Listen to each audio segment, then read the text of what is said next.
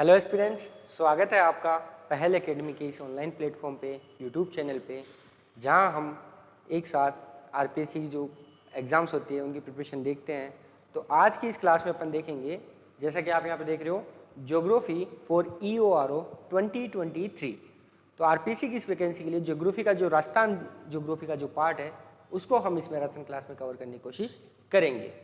Polity के लिए आपके लिए marathon classes already YouTube channel पे प्रोवाइड करवा दी गई है, आप प्लीज़ उनको जाके देखें, आपके लिए वो बहुत बेनिफिशियल साबित हो सकती है। क्योंकि हमने जब रीट की भी मैराथन क्लासेस करी, बाद में सीईटी के लिए करी, तो उनमें क्वेश्चंस काफ़ी आए थे। मैं ये नहीं कहूँगा इसमें से सारे क्वेश्चंस आएंगे, लेकिन ये आपके लिए हेल्पफुल रहेगी, ये मैं पक्का यकीन से आपके लिए कह सकता हूँ। रही बात पार्ट बी की, जो आपके सिलेबस में पार्ट बी है, उसके हम हैंड रिटन नोट्स जल्दी से जल्दी तैयार करने की कोशिश कर रहे हैं, तो वो आपको लगभग होली के बाद आपको प्रोवाइड करवा दिए जाएंगे। ठीक है, तो ज्योग्राफी फॉर EORO में सबसे पहले अपन नजर डालेंगे EORO के सिलेबस पे। ठीक है, ये आपके सामने भी राजस्थान का मैप है। राजस्थान का मैप आप सबने देखा है। राजस्थान की ज्योग्राफी की हम बात करेंगे आज की इस क्लास में। उससे पहले अपन सिलेबस पे एक बार नजर डाल लेते हैं। तो ये जो सिलेबस है अभी आपकी स्क्रीन पे, ये EORO में जो राजस्थान भूगोल, राजस्थान ज्योग्राफी का जो पार्ट है, वो उनमें ये टॉपिक्स आपको कवर करने हैं। लगभग 3 क्लासेस होंगी अपनी मैराथन क्लासेस, तीनों में हम ये जो सारे टॉपिक्स हैं वो कवर करने की कोशिश करेंगे। तो सबसे पहले आप देख लो, प्रमुख भू आकृतिक प्रदेश और उनकी विशेषताएं। तो राजस्थान के बारे में पढ़ेंगे कि राजस्थान का भू आकृति कैसी है, विशेषताएं क्या है। उसके बाद अपन राजस्थान की जलवायु देखेंगे, और उसके बाद देखेंगे प्रमुख नदियाँ और झीलें। ठीक है, उसके बाद प्राकृतिक वनस्पति और मृदा, प्रमुख फसलें जिनमें गेहूं, मक्का, जौ, कपास, गन्ना और बाजरा। किसी भी एग्जाम की प्रिपरेशन में सबसे महत्वपूर्ण रोल होता है उसके सिलेबस का। क्यों? क्योंकि हमें ये पता होना चाहिए कि हमें क्या पढ़ना है और क्या छोड़ना है। तो ज्योग्राफी के लिए मैं आपको एक बात यकीन से कह सकता हूँ कि इस सिलेबस में जितने ये पॉइंट्स लिखे हुए हैं, इनके अलावा आप कहीं पे भी डिस्ट्रैक्ट ना होइएगा। इन टॉपिक्स को अच्छे से कवर करने की कोशिश कीजिएगा। मैराथन क्लास में आपको कवर करवाया जाएगा। जहाँ पे मैं थोड़ा संक्षेप में रखूँगा, लेकिन जहाँ आपको थोड़ा विस्तृत रूप से बताने की ज़रूरत होगी, वहाँ पे मैं आपको चीज़ें कंसेप्चुअल रूप से समझा दूंगा। ठीक है, तो सबसे पहले राजस्थान ज्योग्राफी की बात करें तो अभी आपके सामने ये है राजस्थान का अपना मैप, जिसको कहते हैं नक्शा। नॉर्थ डायरेक्शन मैप में हमेशा ऊपर होती है, नीचे साउथ। ठीक है, दाहिने हाथ पे ईस्ट और बाइने हाथ पे वेस्ट। ठीक है, तो राजस्थान ज्योग्राफी में सबसे पहला जो अपन देखेंगे वो देखेंगे राजस्थान की भू आकृति और उसकी विशेषताएं। ठीक है, तो स्टार्ट करते हैं। सबसे पहले बात करते हैं राजस्थान नामकरण की, कि राजस्थान नाम पड़ा कैसे, किसने पहले सबसे पहले इस भूभाग को राजस्थान बोला। ठीक है, तो सबसे पहले महर्षि वाल्मीकि ने राजस्थान प्रदेश को मरुकांतार कहा है। तो क्वेश्चन आपको अगर पूछ लेगा तो सीधा से क्वेश्चन ऐसे पूछ लेगा कि किस ऋषि ने या किस व्यक्ति ने राजस्थान को मरुकांतार कहा है। ठीक है, तो किसने कहा है? महर्षि वाल्मीकि ने। उसके बाद राजपूताना शब्द का सर्वप्रथम प्रयोग 1800 ईस्वी में जॉर्ज थॉमस ने किया। ठीक है, तो जॉर्ज थॉमस नाम के कॉलोनियल एरा में एक व्यक्ति थे जिन्होंने अपना जो ये भूभाग है इसके लिए राजपूताना शब्द यूज किया। उसके बाद कर्नल जेम्स टोड, अगर आप राजस्थान जीके या जो भी पढ़ते हो उसमें कर्नल जेम्स टोड बहुत बार नाम पढ़ने को मिलता है अपन को। इनका महत्वपूर्ण योगदान है। घोड़े वाले बाबा इनको कहा जाता है। इस प्रदेश का नाम इन्होंने राजस्थान रखा क्योंकि स्थानीय साहित्य, अपने राजस्थान का साहित्य बहुत ही महत्वपूर्ण है, विशेष है। बोलचाल में राजाओं के निवास के प्रांत को राजस्थान कहते थे। देन 1829 में उनकी एक किताब है annuls and antiquities of Rajasthan. किताब का नाम क्या है? Annuls and antiquities of Rajasthan. अगर किताब का नाम पूछ ले तो आपको ये भी याद रखना है। कौन है इसके लेखक? कर्नल जेम्स टोड, जिसको क्या कहा जाता है? घोड़े वाले बाबा। उन्होंने क्या कहा? राजस्थान। ठीक है, उसके बाद इन्होंने इस किताब में राजस्थान के लिए जो अपना इस जो प्रेजेंट में भौगोलिक प्रदेश है उसके लिए कौन सा शब्द यूज किया? प्रॉपर राजस्थान। कौन सा शब्द यूज किया? प्रॉपर राजस्थान। ठीक है, फिर बात करें 26 जनवरी 1950 को इस प्रदेश का नाम राजस्थान स्वीकृत किया गया। ठीक है, स्वीकृत किया गया। यद्यपि राजस्थान के प्राचीन ग्रंथों में राजस्थान शब्द का उल्लेख मिलता है, कहीं कहीं पे राजस्थान शब्द आपको देखने को मिल जाएगा, लेकिन अलग क्या है? अलग ये है कि जो आज हम राजस्थान का मैप देखते हैं, जो भूभाग देखते हैं, उसके लिए नहीं, ठीक है, उसके लिए वो प्रॉपर रूप से यूज नहीं किया गया था। राजस्थान शब्द का प्राचीनतम प्रयोग जो है वो राजस्थानीय द्वितीय विक्रम संवत 682 में एक उल्लेख है बसंतगढ़, जो कि सिरोही का उल्लेख शिलालेख है। कहाँ का है? बसंतगढ़ सिरोही का शिलालेख है। शिलालेख मतलब चट्टान के ऊपर उत्कीर्ण है, ये है ना, पत्थर के ऊपर लिखा हुआ है। फिर मुहनोत नैन्सी की ख्यात है एक, और वीन भान के राजरूपक, ठीक है, में राजस्थान शब्द का प्रयोग हुआ। यह शब्द भौगोलिक प्रदेश राजस्थान के लिए प्रयुक्त हुआ, लेकिन अर्थात राजस्थान शब्द के प्रयोग के रूप में कर्नल जेम्स टोड ने ही इसको यूज किया था, क्योंकि उस वक्त जो जिन्होंने भी इस राजस्थान शब्द या राजस्थान या द्वितीय का उपयोग किया वो इस भूभाग के लिए इन्होंने एटलीस्ट उपयोग नहीं किया था। पहले अलग अलग रियासतें थी, अलग अलग राजा हुआ करते थे, तो हम श्योर नहीं है कि उन्होंने जो आज हम मैप देखते हैं उसके लिए उन्होंने इस शब्द का उपयोग किया। तो सबसे पहले किसने किया? कर्नल जेम्स टोड ने। कब किया? Annuls and antiquities of Rajasthan नामक बुक में, ठीक है। फिर देखो एक बार नक्शे पे नजर डालते हैं अपन, राजस्थान के नक्शे पे। यह आपको राजस्थान का नक्शा दिख रहा है। बेसिक सी बात आप बता दो मुझे, सबसे बेसिक सी बात यह है कि राजस्थान जो है वो लगभग एक तो पूर्ण रूप से उत्तरी गोलार्ध में स्थित है। उसमें भी मोस्ट ऑफ द पार्ट, अगर निचले 2 जिलों को छोड़ दे अपन, डूंगरपुर और बांसवाड़ा को, तो बाकी के जिले कहाँ पे हैं? करक रेखा से ऊपर है। कहाँ पे है? करक रेखा के उत्तर में है। भौगोलिक स्थिति की तो बात कर ली अपन ने। अगर इस आकार की बात करें तो कैसा है? चतुष्कोणीय है थोड़ा। कैसा है? पतंगाकार कह सकते हो, चतुष्कोणीय कह सकते हो, ठीक है। दूसरा और जो खास बात बनाती है राजस्थान को, उसमें एक आता है सबसे पहले तो पश्चिमी मरुस्थलीय प्रदेश। अगर आप पश्चिमी राजस्थान में जाओगे तो आपको जो वहाँ देखने को मिलेगा उसकी क्या विशेषता है? वहाँ पे पश्चिमी मरुस्थलीय वनस्पति पाई जाती है, तो वो पश्चिमी मरुस्थलीय प्रदेश।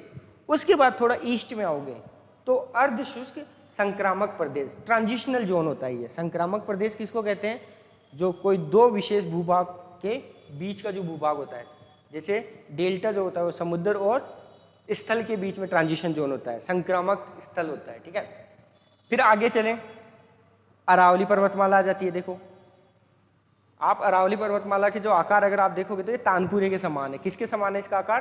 तानपुरे के समान है। फिर उसके बाद पूर्वी मैदानी प्रदेश, ठीक है, और उसके बाद दक्षिणी राजस्थान में जहाँ पे थोड़ा आर्द्र भूभाग आ जाता है, वर्षा अच्छी होती है वहाँ पे, ठीक है। तो ये तो अपने भूभाग की बात हो गई।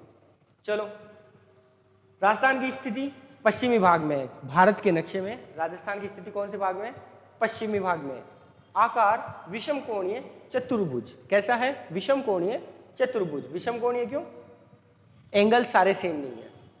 विस्तार की बात करें तो पूर्व से पश्चिम तक तो 869 किलोमीटर। पूर्व से पश्चिम कितना है इसका विस्तार? 869 किलोमीटर। इस वाले विस्तार की बात हो रही है, ठीक है, 869 किलोमीटर। अगर उत्तर से दक्षिण के विस्तार की बात करें तो 826 किलोमीटर। तो उत्तर से दक्षिण कितना है? देखो मैं एक बार आपको पूरा अच्छे से बता देता हूँ। ये जो इसका विस्तार है ये है 869 किलोमीटर, ठीक है।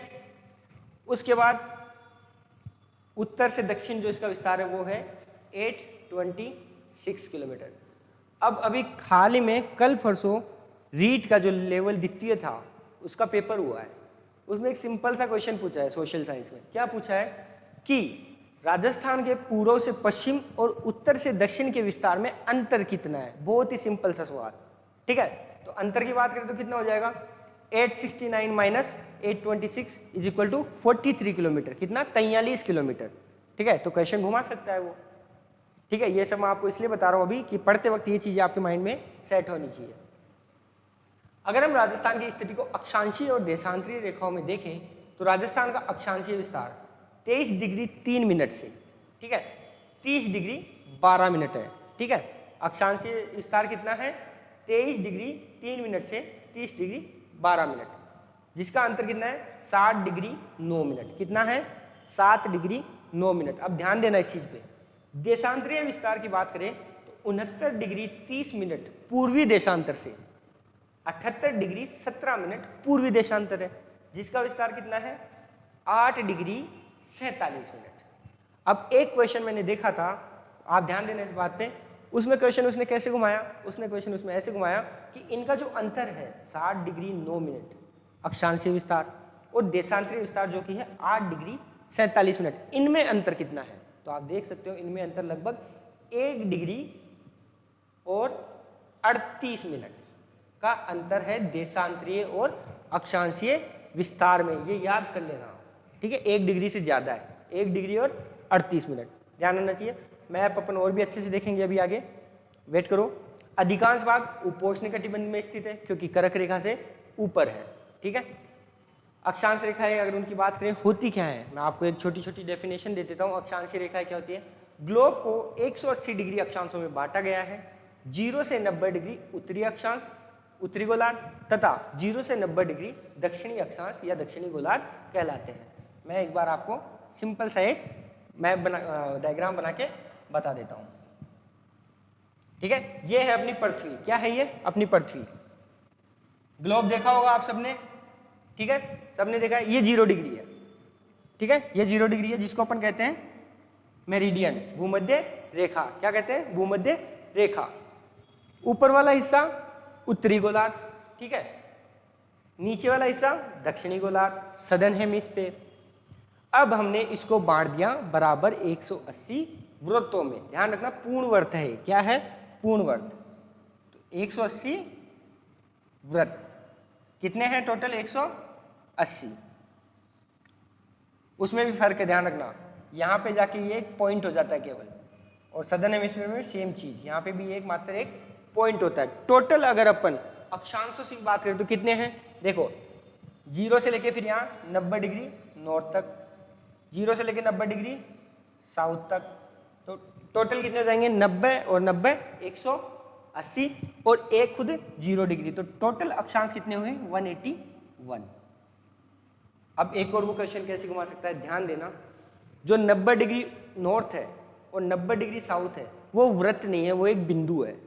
तो अगर वो आपको पूछ ले कि अक्षांशों में पूर्ण वृत्त की संख्या कितनी है, तो पूर्ण वृत्त की संख्या के लिए आप इसमें से 2 माइनस कर दोगे तो ये हो जाएगा 179, ठीक है। ये हो गए आपके अक्षांश। क्या हो गए आपके? अक्षांश।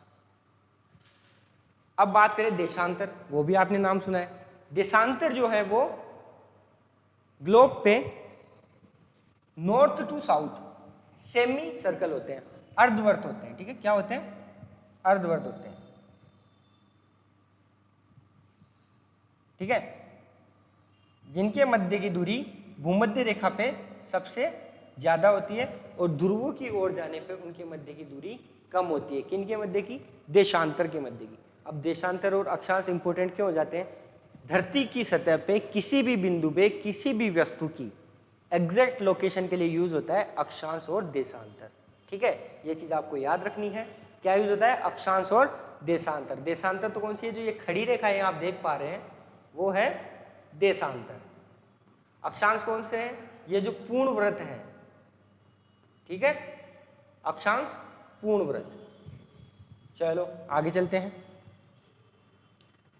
तो देशांतर रेखाएं और 2 अक्षांश रेखाओं के बीच की दूरी फिक्स होती है। कितनी? 111 किलोमीटर। कितनी होती है? 2 अक्षांश रेखाओं के मध्य की दूरी 111 किलोमीटर फिक्स होती है, कहीं पे भी चेंज नहीं होती। लेकिन देशांतर रेखाओं के मध्य की दूरी भूमध्य रेखा पे सबसे अधिक होती है और ध्रुवों की तरफ जाने पे वो कम हो जाती है।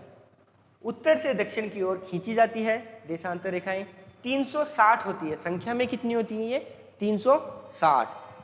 0 से लेके 180 डिग्री ईस्ट और 0 से लेके 180 डिग्री वेस्ट। देशांतर रेखा को ग्रीनविच मीन टाइम, जो ग्रीनविच मध्याह्न रेखा है जो 0 डिग्री पे, उसको इस नाम से जाना जाता है। 2 देशांतर रेखाओं के बीच दूरी सभी जगह समान नहीं होती है।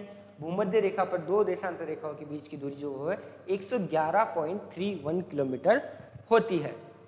180 डिग्री देशांतर रेखा को अंतर्राष्ट्रीय तिथि रेखा कहते हैं, जो बेरिंग सागर से होकर जापान के पूर्व से गुजरती है और प्रशांत महासागर को काटती हुई दक्षिण की ओर जाती है। तो कहाँ से गुजरती है वो?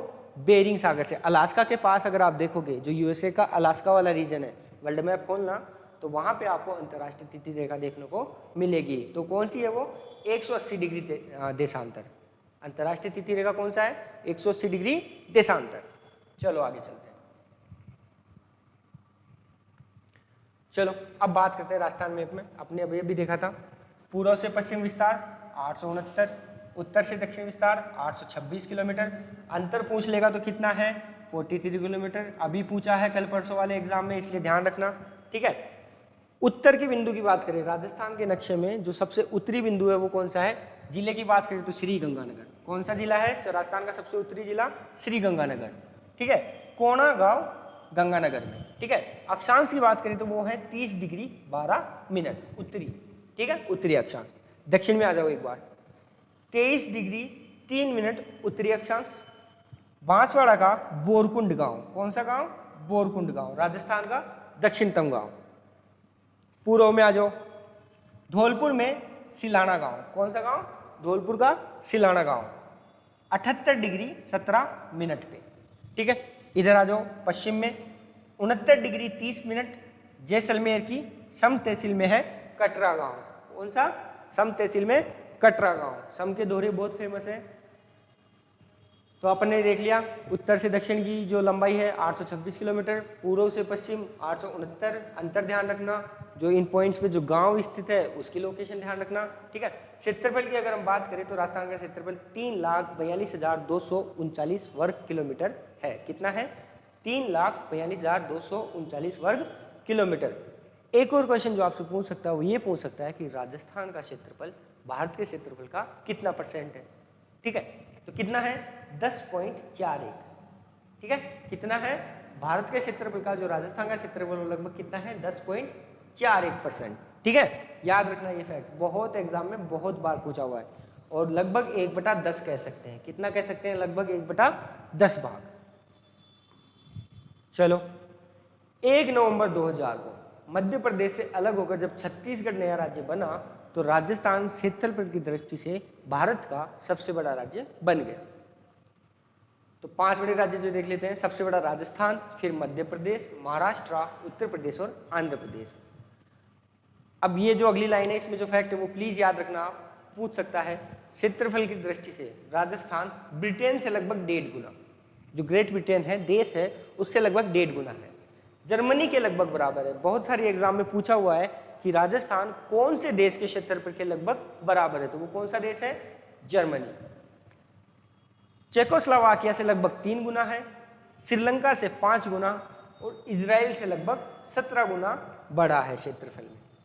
क्षेत्रफल में राजस्थान का सबसे बड़ा जिला है जैसलमेर, सबसे छोटा है धौलपुर।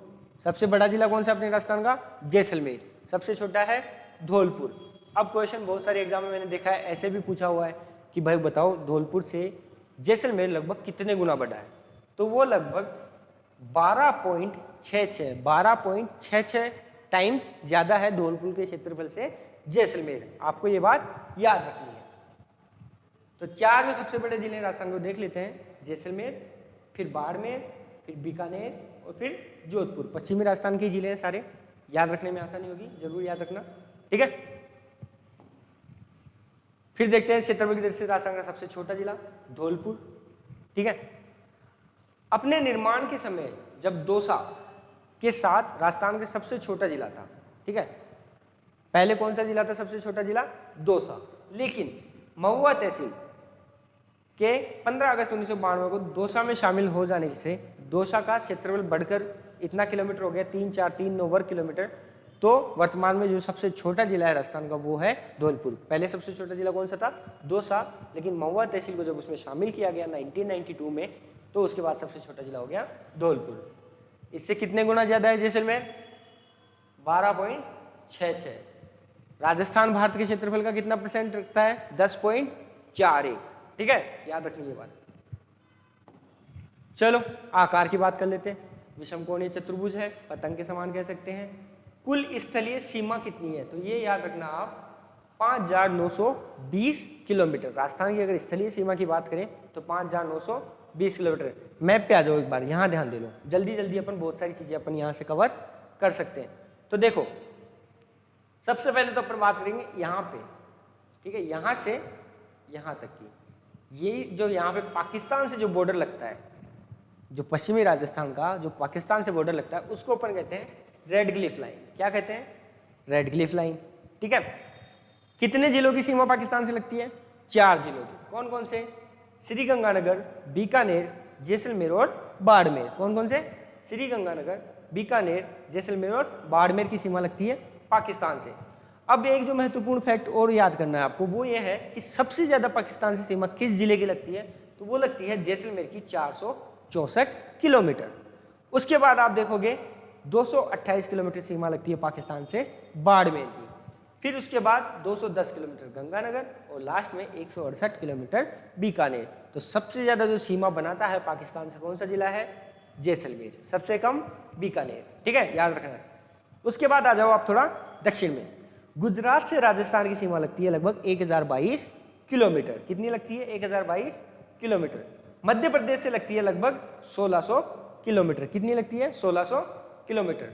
उत्तर प्रदेश से 877, हरियाणा से 1262 और पंजाब से मात्र 89 किलोमीटर। 2 जिले पंजाब से सीमा बनाते हैं, गंगानगर और हनुमानगढ़। ठीक है, तो बात करें कि कौन से राज्य से, ठीक है ध्यान देना इस चीज पे, कौन से राज्य से राजस्थान सबसे अधिक स्थलीय सीमा बनाता है? तो किससे बनाता है? मध्य प्रदेश से। कितनी बनाता है? 1600 किलोमीटर। ठीक है, सबसे कम किससे बनाता है? पंजाब से। कितनी? 89 किलोमीटर। मुझे पता है ये बहुत सारे फैक्ट्स हो रहे हैं आपके लिए, लेकिन याद करना पड़ेगा। ठीक है, चलो ये भी हो गया, आगे चलते हैं। रेड क्लिफ की बात करें तो भारत और पाकिस्तान के बीच में एक सर एम रेड क्लिफ थे। उन्होंने जब बाउंड्री तय करी थी स्वतंत्रता के टाइम पे, तो इसलिए इसको रेड क्लिफ नाम दिया गया।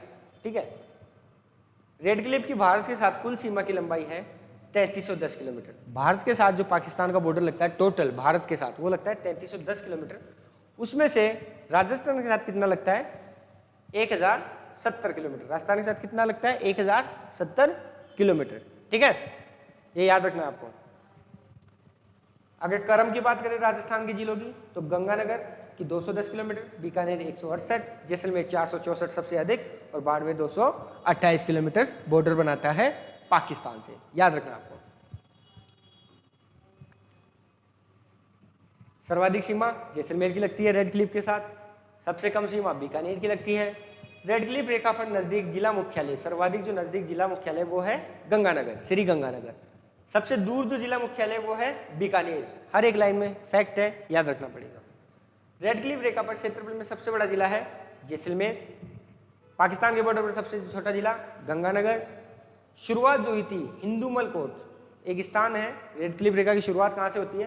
तो हिंदूमल कोट राजस्थान के रेस्पेक्ट में है। गंगानगर में एक जगह है हिंदूमल कोट, वहां से होती है। और अंतिम पॉइंट है बक्खासर शाहगढ़ बाड़मेर। कौन सा है? बक्खासर शाहगढ़ बाड़मेर। तो अपने राजस्थान के तो 4 जिले आते हैं पाकिस्तान से बॉर्डर पे। पाकिस्तान के 9 जिले बॉर्डर बनाते हैं राजस्थान से। कितने? 9। चलो, राजस्थान के पाकिस्तान के 2 प्रांतों के 9 जिले की सीमा लगती है। देख लेते हैं। बहावलनगर, आरएस में क्वेश्चन पूछा हुआ है। ये कहाँ पे पूछा हुआ है? आरएस में क्वेश्चन पूछा हुआ है कि पाकिस्तान के कौन से जिलों की सीमा राजस्थान से लगती है। तो अपन को ध्यान रखना है बहावलनगर, बहावलपुर, रहीम यार खां, सिंध के फिर छोटकी या घोटकी, ठीक है घोटकी है ये, सुक्कर, खेरपुर, संगर, उमरकट और थारपारकर। ठीक है, थारपारकर एक गाय की प्रजाति है वेस्टर्न राजस्थान की और एक जिला भी है पाकिस्तान का। कृत्रिम रेखा है, पता है अपन को। ठीक है, एक और क्वेश्चन जो रिसेंट के एग्जाम हुए हैं, ठीक है रीट वाले में एक क्वेश्चन पूछा गया था, रेड क्लिफ लाइन जो निर्धारण हुआ था, जो ये आयोग बना था, उसमें कांग्रेस के सदस्य कौन थे? तो ध्यान रखना, जस्टिस मिहिर चंद महाजन और तेज सिंह। ये एक एक्स्ट्रा फैक्ट है आपके लिए। कौन थे कांग्रेस के सदस्य? जस्टिस मिहिर चंद महाजन और तेज सिंह। ठीक है, राज्य की कुल 12 तहसीलें पाकिस्तान की सीमा से लगती है। अंतर्राज्यीय सीमा की बात कर लेते हैं आप। टोटल लंबाई कितनी है? 4850 किलोमीटर। क्योंकि देखो 1070 तो पाकिस्तान से बॉर्डर हो गया, 4850 हो गया अदर जो राज्य होते हैं उनसे। कितने राज्यों से लगते हैं पड़ोसी राज्य? कितने हैं राजस्थान के? 5 है। कितने हैं? 5 है, याद रखना है। सबसे जो छोटी सीमा लगती है राजस्थान की, वो लगती है पंजाब से। किससे लगती है? पंजाब से। मात्र 89 किलोमीटर। कितनी लगती है? मात्र 89 किलोमीटर। 2 जिलों की सीमा पंजाब से लगती है। कौन कौन से? श्रीगंगानगर और हनुमानगढ़। ठीक है, फिर पंजाब के 2 जिलों की सीमा राजस्थान से लगती है, फाजिल्का और मुक्तसर। कौन कौन से? फाजिल्का और मुक्तसर। पंजाब के साथ सर्वाधिक सीमा गंगानगर की लगती है और सबसे कम हनुमानगढ़ की। ये 2 जिलों की सीमा लगती है वैसे, जिसमें गंगानगर की ज़्यादा लगती है और हनुमानगढ़ की कम लगती है। उत्तर प्रदेश से जो सीमा लगती है राजस्थान की, वो लगती है 877 किलोमीटर। ठीक है, उसके बाद राजस्थान के कौन से जिलों की जो 2 जिलों की सीमा लगती है उत्तर प्रदेश के साथ, और उत्तर प्रदेश की भी 2 जिलों की सीमा लगती है राजस्थान के साथ, जिसमें कौन सा? मथुरा और आगरा। ठीक है, सर्वाधिक सीमा जो राजस्थान की तरफ से है वो भरतपुर की लगती है और कम सीमा लगती है उत्तर प्रदेश से धौलपुर की। ठीक है, उत्तर प्रदेश की सीमा के नज़दीक जिला मुख्यालय जो है वो भरतपुर का है, नज़दीक सबसे दूर जो है वो है धौलपुर। ठीक है, बाकी और ये फैक्ट इतना इंपॉर्टेंट है नहीं, जो इंपॉर्टेंट है वही बताऊंगा अभी आपको। अब आता है मध्य प्रदेश। मध्य प्रदेश क्यों महत्वपूर्ण हो जाता है कि राजस्थान की जिस पड़ोसी राज्य से सबसे ज़्यादा सीमा लगती है उसका नाम है आपका मध्य प्रदेश। क्या नाम है उसका? मध्य प्रदेश। राजस्थान के 10 जिलों की सीमा लगती है मध्य प्रदेश से। ठीक है, तो सर्वाधिक जिलों की सीमा भी किससे लगती है? कौन से राज्य से लगती है? मध्य प्रदेश से। कितने जिलों की सीमा लगती है? 10। मध्य प्रदेश के 10 जिलों की सीमा राजस्थान के साथ लगती है। ठीक है, तो ये आप एक बार नजर डाल दो इस पर। ठीक है, आगे चलते हैं। मध्य प्रदेश के साथ सर्वाधिक सीमा झालावाड़ की लगती है और सबसे कम लगती है भीलवाड़ा। जो अपने राजस्थान के जिले हैं, 10 जिलों की सीमा लगती है मध्य प्रदेश के साथ, सबसे ज़्यादा लगती है झालावाड़ की और सबसे कम लगती है भीलवाड़ा की। मध्य प्रदेश की सीमा के निकट जो सबसे नज़दीक जिला मुख्यालय है वो धौलपुर का है और सबसे दूर है भीलवाड़ा। ठीक है, मध्य प्रदेश की सीमा पर क्षेत्रफल की दृष्टि से सबसे बड़ा जिला अपना भीलवाड़ा है और छोटा जिला धौलपुर है। ठीक है, याद रखना है। चलो आगे चलते हैं।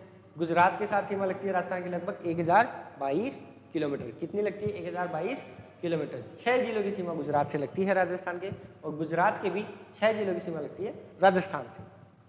गुजरात के साथ सर्वाधिक सीमा जो जालोर की लगती है, तो कौन सा जिला है जिसकी सीमा गुजरात के साथ सर्वाधिक लगती है? वो है जालोर। सबसे कम लगती है बाड़मेर। सबसे कम किसकी लगती है? बाड़मेर की। सबसे नज़दीक जो जिला मुख्यालय है गुजरात की सीमा के पास वो है डूंगरपुर और दूर वाला जिला मुख्यालय है बाड़मेर। क्षेत्रफल की दृष्टि से सबसे बड़ा जिला बाड़मेर है गुजरात की सीमा पर। ठीक है, ध्यान रखना। और सबसे छोटा जिला डूंगरपुर। राजस्थान के 5 पड़ोसी राज्य हैं, पंजाब, हरियाणा, उत्तर प्रदेश, मध्य प्रदेश और गुजरात। सर्वाधिक सीमा जो लगती है मध्य प्रदेश की और सबसे कम लगती है पंजाब की। ये फैक्ट्स अपन देख चुके हैं। ठीक है, ये बात होगी अपने सीमा की। फिर देखते हैं 2-2 राज्यों की सीमा बनाने वाले जिले। मतलब ऐसा कौन सा जिला है जिसका बॉर्डर 2 राज्यों से बनता है, मतलब 2 राज्यों को वो टच कर रहा है। तो हनुमानगढ़ पंजाब से भी टच होता है और हरियाणा से भी टच होता है। फिर बात करते हैं भरतपुर की। हरियाणा से भी लगता है और उत्तर प्रदेश से भी लगता है। ठीक है, मैप साथ रखना। मैं आपको एक चीज़ बता देता हूँ, जब आप ये लेक्चर देख रहे हो तो प्लीज़ आप राजस्थान का मैप अपने सामने रखें। धौलपुर है उसकी उत्तर प्रदेश से और मध्य प्रदेश से। बांसवाड़ा की लगती है मध्य प्रदेश से और गुजरात से। ठीक है, तो सर्वाधिक निकट, फिर बात करते हैं राजस्थान के सर्वाधिक निकट स्थित बंदरगाह की, तो वो है गुजरात का कांडला पोर्ट, कांडला बंदरगाह। ठीक है, चलो आगे चलते हैं। अब आते हैं संभाग। देखो, एडमिनिस्ट्रेटिव रूप से ईज करने के लिए, प्रशासनिक दृष्टि से, ठीक है, प्रशासन को और थोड़ा सुविधाजनक बनाने के लिए अपने राजस्थान को संभाग में बांट रखा है। ठीक है, किस में बांट रखा है? संभाग में। उस वक्त जब रियासतों का विलीनीकरण हुआ था तो नवगठित राजस्थान में कुल 25 जिले थे। तो स्टार्टिंग में स्वतंत्रता के टाइम पर राजस्थान में कितने जिले थे? 25, जिन पर प्रभावी नियंत्रण और प्रशासनिक समन्वय के लिए 5 संभागीय कार्यालय स्थापित किए गए थे। तो स्टार्टिंग में कितने संभाग थे? 5। मुख्य प्रशासनिक अधिकारी जो जिला का होता है वो जिलाधीश, जिसको कलेक्टर कहते हैं, जिला कलेक्टर, वो संभाग स्तर पर मुख्य प्रशासनिक अधिकारी को संभागीय आयुक्त के पदनाम से संबोधित किया गया। संभागीय कार्यालय उस वक्त के जो कौन कौन से थे? जयपुर, जोधपुर, उदयपुर, बीकानेर और कोटा। तो 5 संभाग थे स्टार्टिंग में, 25 जिले थे। फिर अपन कौन कौन से जिले कौन से संभाग के अंतर्गत आते हैं अभी आगे देख लेंगे। ठीक है, 1 नवंबर 1956 को अजमेर राज्य के राजस्थान में विलीनीकरण पर अजमेर राज्य का 26वां जिला बना गया है। डेट ध्यान रखना। और कौन से जिले का विलीनीकरण हुआ? अजमेर का। कब हुआ? 1 नवंबर 1956 को। कौन सा जिला बना? 26वां। और इसे तत्कालीन जयपुर संभाग के अधीन रखा गया। तो स्टार्टिंग में जो अजमेर है वो जयपुर संभाग के अधीन था। जयपुर संभाग का नाम अजमेर संभाग कर दिया गया, लेकिन जो मुख्यालय था वो जयपुर में ही रखा गया, तो नाम भी चेंज कर दिया गया। ठीक है, अब आती है एक और मुख्य फैक्ट, वो है अप्रैल 1962 को मोहनलाल सुखाड़िया, सरकार थी उस वक्त, मुख्यमंत्री थे मोहनलाल सुखाड़िया, उन्होंने संभागीय व्यवस्था समाप्त कर दी। तो अगर आपसे पूछ ले कि कौन सी सरकार थी या कौन सा मुख्यमंत्री था या कब संभागीय व्यवस्था को राजस्थान में खत्म कर दिया गया था, समाप्त कर दिया गया था, तो अप्रैल 1962 को किसने किया? मोहनलाल सुखाड़िया जी। ठीक है, फिर वापस इसको शुरू कब किया गया? 26 जनवरी 1987 को। 26 जनवरी 1987 को हरिदेव जोशी की सरकार ने संभागीय व्यवस्था को पुनः लागू करते हुए 6 नए संभाग, वो जो अजमेर को जयपुर में मिला के उसका नाम चेंज किया गया था, अब अजमेर एक अलग संभाग बना दिया गया। तो जयपुर, अजमेर, जोधपुर, उदयपुर, बीकानेर और कोटा बनाए गए। 4 जून 2005 को वसुंधरा राज्य सरकार ने भरतपुर को 7वां संभाग बनाया। तो वर्तमान में कितने संभाग है राजस्थान में? 7 संभाग है। संभागीय व्यवस्था को खत्म कब कर दिया गया था? 1962 में मोहनलाल सुखाड़िया सरकार ने। पुनः प्रारंभ कब किया गया? 1987 में हरिदेव जोशी की सरकार ने। कितने संभाग है? 7। स्टार्टिंग में कितने थे? 5 संभाग और 25 जिले। ठीक है, चलो, तो ये भी अब जो आपके सामने मैप है ना, ये राजस्थान के संभाग को दिखा रहा है, हर एक कलर अलग संभाग को रिप्रेजेंट कर रहा है। ठीक है, तो ये आया आपका बीकानेर संभाग। ठीक है, ये आया आपका जोधपुर संभाग। ठीक है, ये आया आपका उदयपुर संभाग। जिलों पे नजर डाल लेना साथ साथ। ठीक है, फिर आया आपका जयपुर संभाग। ठीक है, एक आपका अजमेर संभाग और एक बच गया कोटा। तो कितने हो गए? 1 2 3 4 5 6 और एक रह गया आपका भरतपुर संभाग। कौन सा? भरतपुर संभाग। तो 7 संभाग हो गए। ठीक है, बीकानेर, जोधपुर, अजमेर, जयपुर, भरतपुर, उदयपुर और कोटा। ठीक है, मैप पे नजर डालना, चाहो तो आप वीडियो पॉज करके एक बार स्क्रीनशॉट ले लो और बाद में नजर डाल लेना कि कौन कौन से संभाग में कौन कौन से जिले हैं। आगे चलते हैं। चलो, अब कुछ फैक्ट्स हैं संभाग से रिलेटेड। जयपुर संभाग की बात करें तो जयपुर, दौसा, अलवर, सीकर और झुंझुनू 5 जिले आते हैं। कितने जिले आते हैं जयपुर में? 5 जिले आते हैं। क्षेत्रफल देख लेना, लगभग 36,000 वर्ग किलोमीटर। जनसंख्या लगभग 167 लाख, मतलब 1,67,00,000 है। सर्वाधिक जनसंख्या वाला संभाग है जयपुर संभाग, सर्वाधिक जनसंख्या वाला संभाग है, सर्वाधिक घनत्व वाला संभाग है, सर्वाधिक अनुसूचित जाति जनसंख्या, जो स्केड्यूल्ड कास्ट है, वो कौन से संभाग में सबसे ज्यादा है? जयपुर में। ठीक है, साक्षरता दर सबसे ज्यादा है और उत्तरी पूर्वी संभाग है। फिर बात करते हैं जोधपुर की। इसमें 6 जिले आते हैं, जोधपुर, जालौर, बाड़मेर, पाली, सिरोही और जैसलमेर। सर्वाधिक दशकीय जनसंख्या वृद्धि दर यहाँ पे पाई गई, सर्वाधिक क्षेत्रफल है। ठीक है, और पश्चिमी राजस्थान में। तो सबसे बड़ा संभाग कौन सा है? जोधपुर। कौन सा है सबसे बड़ा संभाग? जोधपुर। सर्वाधिक जनसंख्या वाला संभाग कौन सा है? जयपुर। ठीक है, जयपुर में 5 जिले आते हैं, जोधपुर में 6। फिर बात करें अजमेर की। भीलवाड़ा, टोंक, नागौर, अजमेर राज्य का मध्यवर्ती संभाग है। आगे चलते हैं। कोटा संभाग की बात करते हैं, इसमें भी 4 जिले हैं। ठीक है, न्यूनतम जनसंख्या वाला संभाग है कोटा संभाग। उदयपुर संभाग की बात करते हैं, इसमें 6 जिले हैं। तो देखो, 2 संभाग ऐसे हैं जिनमें 6 जिले हैं। कौन कौन से? जोधपुर और उदयपुर। ध्यान रखना, ये फैक्ट पूछता है वो। ठीक है, अब यहाँ पे सर्वाधिक अनुसूचित जनजाति, स्केड्यूल्ड ट्राइब की जनसंख्या सबसे ज्यादा है। कौन से संभाग में? उदयपुर में। RAS 2000 जो भी लास्ट प्री हुआ था 2020 वाला, 21 वाला सॉरी, उसमें सीधा क्वेश्चन पूछा था। ठीक है, तो सर्वाधिक जो स्केड्यूल्ड ट्राइब है, अनुसूचित जनजाति, उसकी जनसंख्या कहाँ है? उदयपुर संभाग में। अनुसूचित जाति की जनसंख्या की बात करें सर्वाधिक, तो वो है जयपुर संभाग में। ठीक है, सर्वाधिक लिंगानुपात वाला संभाग कौन सा? उदयपुर। अब आ जाओ आप बीकानेर पे। ठीक है, बीकानेर की बात करें तो सर्वाधिक अनुसूचित जाति जनसंख्या का परसेंटेज, इसमें परसेंटेज की बात कर रहे हैं। ठीक है, फिर बात करें भरतपुर संभाग की, इसमें भी 4 जिले हैं। ठीक है, न्यूनतम क्षेत्रफल है, न्यूनतम लिंगानुपात है और पूर्वी संभाग है। कौन सा? भरतपुर। ठीक है, तो सर्वाधिक लिंग अनुपात उदयपुर संभाग, न्यूनतम लिंग अनुपात भरतपुर संभाग, सर्वाधिक जनसंख्या जयपुर संभाग, ठीक है। सर्वाधिक क्षेत्रफल वाला संभाग जोधपुर संभाग। कौन से दो संभाग है जिनमें 6 जिले हैं? उदयपुर और जोधपुर, ठीक है। चलो आगे चलते हैं। दो जिले जिनकी सीमाएं न होती किसी राज्य से मिली हुई और न ही पाकिस्तान से वे जिले जिनकी सीमाएं ना तो किसी राज्य से मिली हुई है और ना ही किसी देश से, यानी कि पाकिस्तान से, वो है, उनकी संख्या है 8 जिले। कहने का मतलब है राजस्थान के 8 जिले ऐसे हैं जो ना तो किसी पड़ोसी राज्य से सीमा बनाते हैं ना ही पाकिस्तान से। कितने हैं? 8। नाम देख लेते हैं। नागौर, अजमेर, टोंक, बूंदी, राजसमंद, पाली, जोधपुर और दौसा, ठीक है। वह जिला जिसके सर्वाधिक पड़ोसी जिले हैं वो आ जाता है पाली। ये कुछ फैक्ट्स हैं, ध्यान रखना। पाली कितने जिलों से सीमा बनाता है? 8 जिलों से। कितने?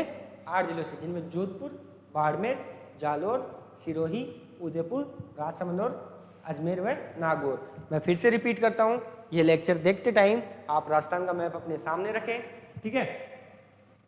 ऐसे जिले जिनकी अंतर्राष्ट्रीय और अंतर्राज्यीय दोनों प्रकार की सीमाएं हैं तो वो हैं गंगानगर और बाड़मेर। कहने का मतलब है गंगानगर और बाड़मेर दूसरे राज्य से भी सीमा बनाते हैं और पाकिस्तान से भी सीमा बनाते हैं। गंगानगर बनाता है पाकिस्तान और पंजाब से सीमा, बाड़मेर बनाता है पाकिस्तान और गुजरात से सीमा, ठीक है। कुल ऐसे जिलों की बात करें जो अंतर्राज्यीय सीमा पर स्थित है, ठीक है, कितने हैं? 23।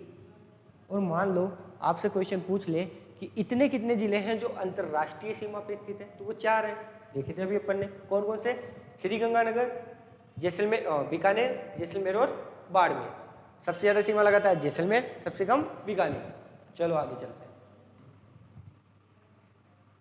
ये कुछ जिले हैं जिनका आकार कुछ विशेष है। एग्जाम में आपसे पूछ लेता है कि भाई बताओ, जैसे कि वो पूछेगा ऐसा कौन सा जिला है जिसका आकार धनुष के आकार का है, ठीक है, तो कौन सा है? दौसा। ऐसा कौन सा जिला है जिसका आकार प्याले नुमा या अर्धचंद्राकार है, तो कौन सा है? सीकर, ठीक है। ऐसा कौन सा जिला है जिसका आकार आयताकार है? भीलवाड़ा। ऐसा कौन सा जिला है जिसका आकार त्रिभुजाकार है? अजमेर।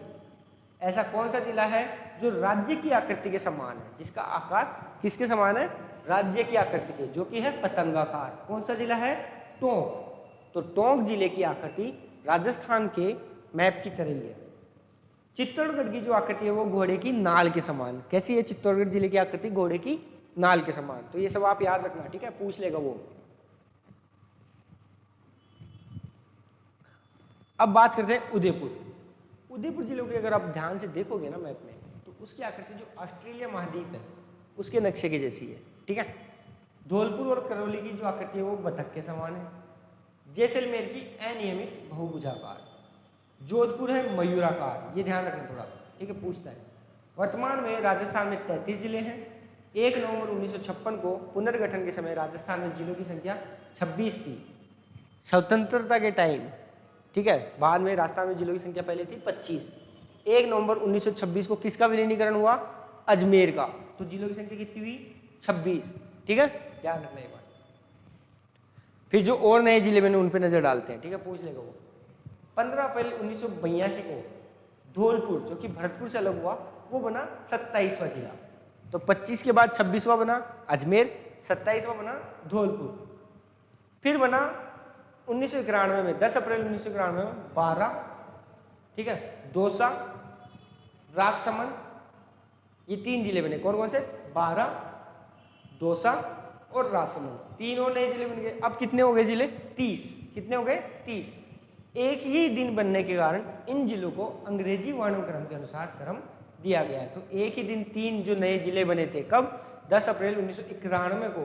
पूछ लेगा कि कौन से 3 जिले एक साथ बने थे नए, तो 12, दौसा और राजसमंद, BDR, ध्यान रखना, 12, दौसा और राजसमंद। एक और जो हो सकता है एग्जामिनर थोड़ा आपसे घुमा के पूछ ले, तो वो ये ध्यान रखना, 12 कोटा से अलग होकर बना था, दौसा जयपुर से अलग होकर बना था और राजसमंद जो जिला बना वो उदयपुर से अलग होकर बना। चलो 30 जिले तो हो गए। अब आगे बढ़ते हैं। 12 जुलाई 1994 को हनुमानगढ़ श्री गंगानगर से अलग होकर 31वां जिला बना। कितने नंबर का जिला बना हनुमानगढ़? 31वां। 19 जुलाई 1997 को करौली सवाई माधोपुर से अलग होकर 32वां जिला बना। कौन सा? 32वां। और जो नवीनतम जिला जो राजस्थान का है वो बना 26 जनवरी 2008 को प्रतापगढ़। कौन सा बना? प्रतापगढ़। ठीक है। चित्तौड़गढ़, उदयपुर और बांसवाड़ा से थोड़ा थोड़ा भाग अलग होकर बना नया जिला प्रतापगढ़। याद रखना आपको ये बात। ठीक है, चलो आगे चलते हैं। अब ये आपके सामने इस वक्त जो राजस्थान का मैप है, इसमें आप थोड़ा राजस्थान की वनस्पति, भूभाग, जलवायु सब देख सकते हो। देखो वैसे तो ना शुष्क जलवायु राजस्थान में ज़्यादा डोमिनेट करती है, जो ड्राई कंडीशंस है, वर्षा इतनी होती नहीं है। ठीक है, एवरेज रेनफॉल लगभग 50 सेंटीमीटर के आसपास रहता है ओवरऑल। ठीक है, तो जो पश्चिमी राजस्थान है वो लगभग कैसा है? रेतीला शुष्क प्रदेश है। कैसा है? रेतीला शुष्क प्रदेश है। ठीक है, ऊपर की बात करें तो यहाँ पे है घग्गर का मैदान। पुराने टाइम पे जो इंडस वैली सिविलाइजेशन था, कौन सा? इंडस वैली सिविलाइजेशन था, वो वहाँ पे था घग्गर का मैदान। नीचे आ जाओ आप थोड़ा, तो अर्ध शुष्क प्रदेश अरावली के पश्चिम में है। कहाँ पे? अरावली के पश्चिम में, सबसे पश्चिम में शुष्क, उससे थोड़ा पूर्व में आओगे अर्ध शुष्क प्रदेश। अर्ध शुष्क प्रदेश में कौन कौन से आ जाते हैं? एक तो नागौरी उच्च भूमि, ठीक है, ऊपर शेखावाटी प्रदेश, ठीक है, बांगड़, फिर नीचे आओगे लूणी बेसिन, गोडवाड़ प्रदेश। ये क्वेश्चन पूछता है लूणी बेसिन या गोडवाड़ प्रदेश अरावली के पश्चिम में है, ध्यान रखना आपको। फिर अरावली वाला रीजन आ जाता है। ठीक है, अरावली वाला रीजन आ गया। फिर पूर्वी मैदान में आ जाओ, पूर्वी मैदान में बनास बेसिन, ठीक है, इधर नीचे मध्य माही बेसिन। ठीक है, ये क्वेश्चन पूछा हुआ है। तो पूर्वी मैदान में कौन कौन सी नदी के बेसिन आते हैं? बनास का और मध्य माही का बेसिन। फिर आप और पूर्व में आओगे तो यहाँ ऊपर विंध्यन का घाट, ये हाड़ौती का पठार जहाँ पे कोटा वाला एरिया है, नीचे दक्कन पठार से जो मध्य प्रदेश से लगता हुआ एरिया है वो दक्कन प्लेट्यू के रिलेटेड आ जाता है। ठीक है, ये ध्यान रखना है आपको, आरएस में पूछा हुआ है। चलो बात करते हैं कौन सा प्रदेश राजस्थान के कितने भूभाग पे फैला हुआ है। ठीक है, जलवायु दशाओं के आधार पे। ठीक है, मरुस्थल की अगर बात करें, किसकी बात करें अभी यहाँ पे? मरुस्थलीय रीजन की। ठीक है, तो मरुस्थल की अगर हम बात करें तो लगभग राजस्थान के 61.11% पे, कितना? 61.11 पे मरुस्थल फैला हुआ है, जो कि लगभग 2/3 हुआ, लगभग अपन 2/3 कह सकते हैं इसको। ठीक है, तो प्रदेश के सर्वाधिक भूभाग पे किस प्रकार की जो दशाई पाई जाती है? मरुस्थली। जनसंख्या की बात करें तो लगभग 40%। कितनी जनसंख्या पाई जाती है? 40%। यूपीएससी प्रीलिम्स में एक बार एक क्वेश्चन पूछा था अपने जो राजस्थान वाला मरुस्थल वाला इलाका है, थार के मरुस्थल से रिलेटेड, तो उसमें उन्होंने एक कथन दिया। कथन ऐसे दिया कि ये विश्व का सबसे न्यूनतम जनसंख्या बसावट वाला एरिया है, जबकि ऐसा नहीं है, यह विश्व का सबसे अधिकतम जनसंख्या बसावट वाला एरिया है।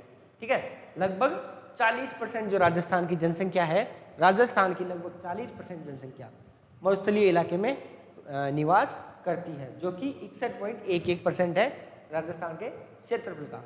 जिलों की बात करें तो जो मरुस्थलीय जो एरिया है उसमें 12 जिले आते हैं राजस्थान के। कितने आते हैं? 12। मिट्टी की बात करें, रेतीली और बलुई मिट्टी पाई जाती है यहाँ पे। जलवायु की बात करें तो शुष्क और अर्धशुष्क।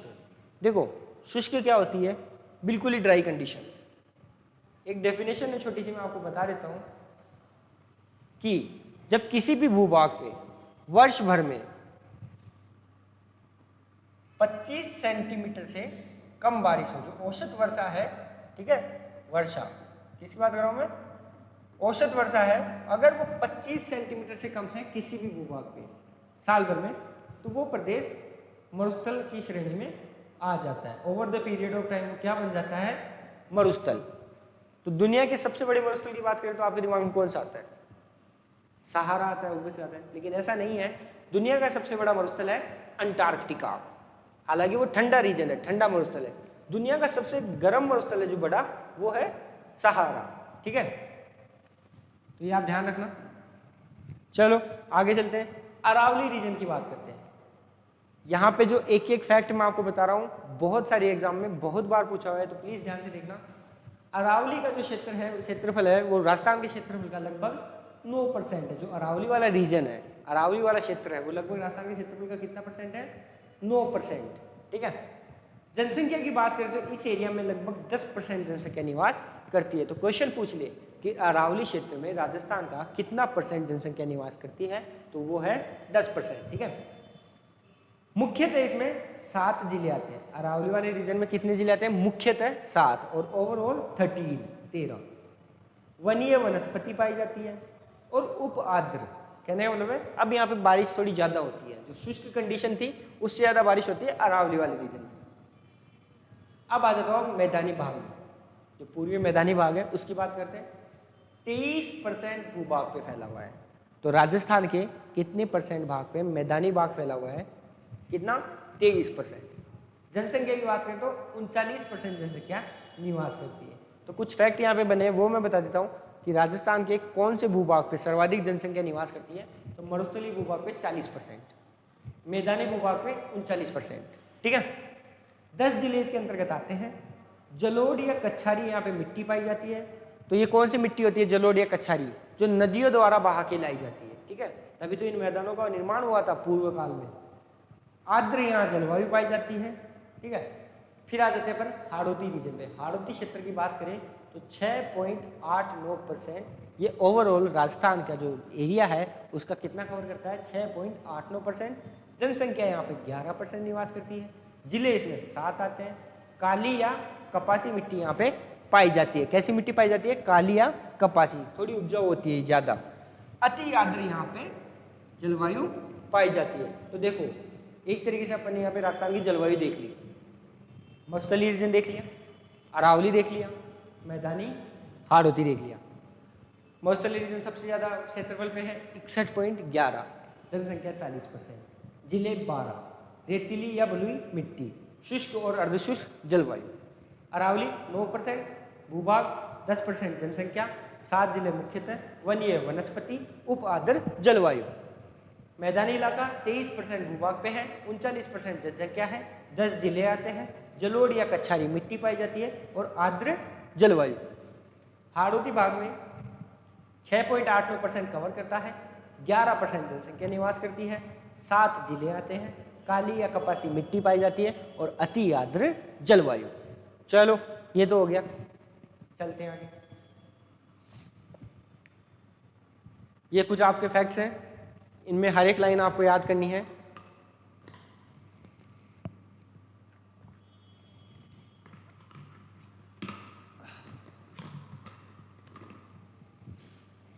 ठीक है, देखते हैं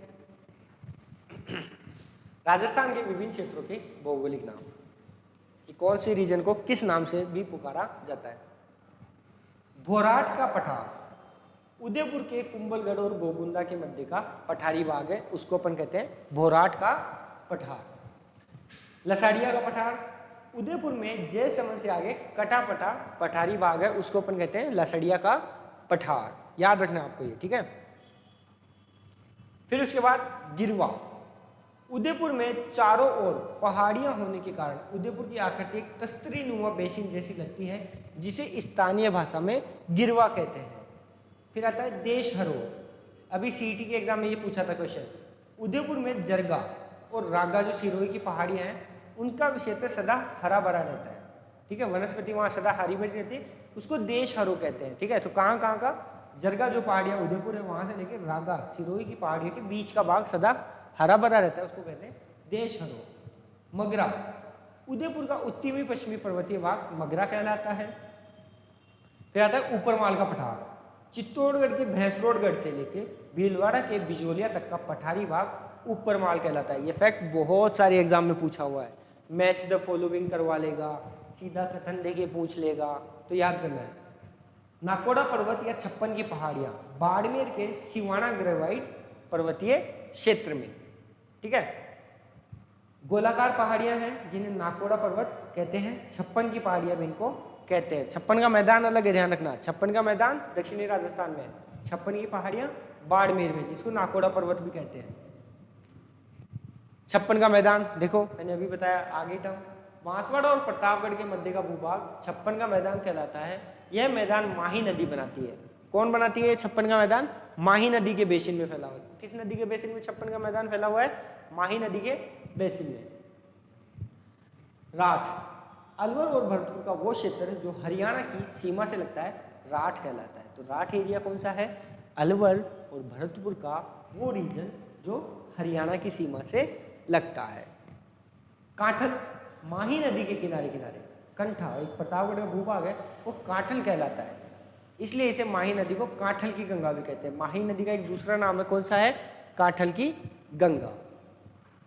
भाकर सिरोही क्षेत्र में अरावली की तीव्र ढाल वाली उबड़ खाबड़ पहाड़ियों को क्या कहते हैं? स्थानीय भाषा में भाकर कहते हैं। ठीक है, फिर आती है खेराड़। भीलवाड़ा और टोंक का वो क्षेत्र जो बनास बेसिन में स्थित है खेराड़ कहलाता है। मालानी जालोर और बालोतरा के मध्य का भाग, पूछा हुआ क्वेश्चन है, बहुत एग्जाम है। मालानी क्षेत्र कौन सा है?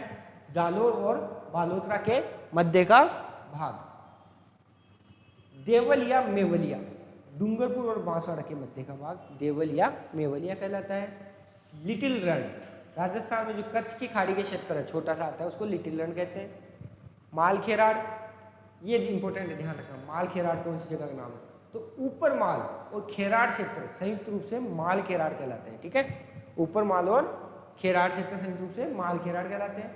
पुष्प क्षेत्र डूंगरपुर और बांसवाड़ा संयुक्त रूप से पुष्प क्षेत्र कहलाते हैं। सुजला क्षेत्र में सीकर, चूरू, नागौर संयुक्त रूप से सुजला कहलाते हैं, ये ध्यान ही रखना। ठीक है, सुजला क्षेत्र कौन सा है? सीकर, चूरू और नागौर, 3 जिले हैं सुजला क्षेत्र में, सीकर, चूरू और नागौर। धरियन, आपसे अगर एग्जाम में पूछ ले धरियन किसको कहते हैं, तो भाई धरियन कहते हैं जैसलमेर जिले का बालू का स्तूप युक्त क्षेत्र जहां जनसंख्या न के बराबर होती है, धरियन कहलाती है। रेत के धोरे होते हैं, धरियन नाम से ध्यान रखना। ठीक है, क्या होते हैं? जैसलमेर में रेत के धोरे। भोमट डूंगरपुर, पूर्वी सिरोही और उदयपुर जिले का आदिवासी क्षेत्र जिसको अपन कहते हैं भोमट। ठीक है, ये सारे जो फैक्ट्स हैं किसी ना किसी एग्जाम में पूछा हुआ है। फिर आती है कुबड़ पट्टी। नागौर के जल में फ्लोराइड की मात्रा अधिक होती है जिससे शारीरिक विकृति कुबड़ होने की संभावना हो जाती है, उसको कहते हैं अजमेर से नागौर। कहाँ वाला क्षेत्र है ये? अजमेर से नागौर वाला वो क्षेत्र है जिसमें जल में फ्लोराइड की मात्रा अधिक है, उसको कुबड़ पट्टी वाला क्षेत्र कहते हैं। लाठी सीरीज क्षेत्र, अभी कल परसों जो रीट का एग्जाम हुआ सीधा क्वेश्चन पूछा उसमें ये। जैसलमेर में पोखरण से मोहनगढ़ तक पाकिस्तानी सीमा के सहारे विस्तृत एक भूगर्भीय मीठे जल की पेटी। ठीक है, जमीन के अंदर एक जल की पट्टी है मीठे जल की, जिसको कहते हैं लाठी सीरीज। कहाँ पे है? जैसलमेर में है, पूछा हुआ है। इसी लाठी सीरीज के ऊपर सेवण घास भी उगती है। कौन सी घास उगती है? सेवण घास। फिर आता है बांगर, शेखावाटी और मणु प्रदेश के मध्य सक्रिय पेटी। ठीक है, जो झुंझुनू सीकर वाला एरिया है वहां पे बांगड़। फिर वागड़, बांगड़ अलग है, वागड़ अलग है। वागड़ होता है डूंगरपुर और बांसवाड़ा वाला रीजन। कौन सा? डूंगरपुर और बांसवाड़ा वाला रीजन। बांगड़ जो रीजन है वो शेखावाटी और मणु प्रदेश के मध्य सक्रिय पेटी। शेखावाटी रीजन में चूरू और सीकर आ जाते हैं, झुंझुनू। बीहड़, फिर से रीट में पूछा है अभी कल परसों ही। चंबल नदी जो सवाई माधोपुर, करौली और धौलपुर में बड़े बड़े गड्ढों का निर्माण करती है, इन गड्ढों को बीहड़ खादर के नाम से पुकारा जाता है। यह क्षेत्र डाकुओं की शरण स्थली के नाम से जाना जाता है। तो सर्वाधिक बीहड़ पाए जाते हैं धौलपुर में। कौन सी नदी बनाती है बीहड़? कौन सी बनाती है? हाँ, चंबल नदी। कौन सी? चंबल नदी। Very good. चलो आगे चलते हैं। फिर मेवात, सारे नाम याद रखने हैं आपको। मेवात उत्तरी अलवर को कहते हैं। कुरुक्षेत्र अलवर का कुछ हिस्सा कहलाता है। सूरसेन भरतपुर, धौलपुर और करौली वाला रीजन। योध्यनगर गंगानगर और हनुमानगढ़ का पुराना नाम है। कौन सा? योध्यनगर। जांगल प्रदेश बीकानेर और उत्तरी जोधपुर, क्या कहते हैं उसको? जांगल प्रदेश। गुजराजा जोधपुर का दक्षिणी भाग। ढूंढाड़, पूछा हुआ क्वेश्चन है, जयपुर के आसपास का क्षेत्र। माल या वल्ल जैसलमेर का रीजन। कोठी धौलपुर, जहाँ ठीक है कोठी एरिया कहलाता है राजस्थान में, धौलपुर वाला।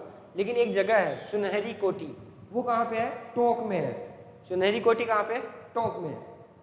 अरावली आडवाल नाम से जानी जाती है। चंद्रावती सिरोही और आबू का क्षेत्र, पहले किस नाम से जाना जाता था? चंद्रावती नगरी। शिवी मेदवाड़ या प्रागवाड़ उदयपुर और चित्तौड़गढ़ वाला रीजन। गोडवाड़ प्रदेश की बात करें तो बाड़मेर, जालोर और सिरोही। ठीक है, लूणी नदी बेसिन आता है इसके आसपास। पहाड़ियों की बात करें तो मालखेत की पहाड़ियाँ सीकर में है। हर्ष पर्वत सीकर में है।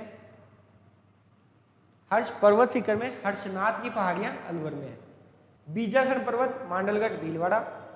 चिड़िया टूक की पहाड़ी जिसमें मेहरानगढ़ का किला है जोधपुर में है। कौन सी, क्या नाम है उस पहाड़ी का जिसमें जोधपुर में मेहरानगढ़ का किला बना हुआ है? वो है चिड़िया टूक की पहाड़ी। बीठली या बीडली ताड़ागढ़ अजमेर, ठीक है। त्रिकूट पर्वत जहाँ पे जो सोनारगढ़ है जैसलमेर का किला वो स्थित है। सुंदर पर्वत भीनमाल जालोर, ठीक है। तो ये कुछ फैक्ट्स है, याद रखना। चलो ये क्वेश्चन है, जैसे आपने भाई अभी अपने इतना पढ़ा तो इस क्वेश्चन से अपन थोड़ा सा कोशिश करेंगे एक बार कि कौन सा नदी बेसिन राजस्थान के पूर्वी मैदानी क्षेत्र का भाग नहीं है। थोड़ी देर पहले जब मैं आपको मैप बता रहा था, जब मैं मरुस्थलीय जिसमें शुष्क और अर्धशुष्क, फिर उपाद्र, फिर आर्द्र, ठीक है, पूर्वी मैदानी भाग, तो मैं ये बता रहा था उस वक्त मैंने कहा था, आपको पॉइंट किया था उस वक्त। तो चलो क्वेश्चन वापस पढ़ो कि कौन सा नदी बेसिन राजस्थान के पूर्वी मैदानी प्रदेश का भाग नहीं है। ऑप्शन है आपके बनास या बाणगंगा बेसिन, चंबल बेसिन, मध्य माही बेसिन और लूनी बेसिन। तो ऑप्शन देख के आपको पता चल रहा है लूनी बेसिन पूर्वी मैदानी क्षेत्र का भाग नहीं है, ठीक है। इस व्याख्या में 5-6 क्वेश्चन एक साथ सिमटे हुए हैं, इसको ध्यान से देख लो एक बार। पूर्वी मैदानी प्रदेश की अगर हम बात करें तो थोड़ी देर पहले अपन देखा था राज्य का लगभग 23.30% एरिया आता है इसके अंतर्गत। समतल होने के कारण जलोढ़ मिट्टी से निर्मित है। मिट्टी भी देखी थी अपन ने, जलोढ़ या कच्छारी।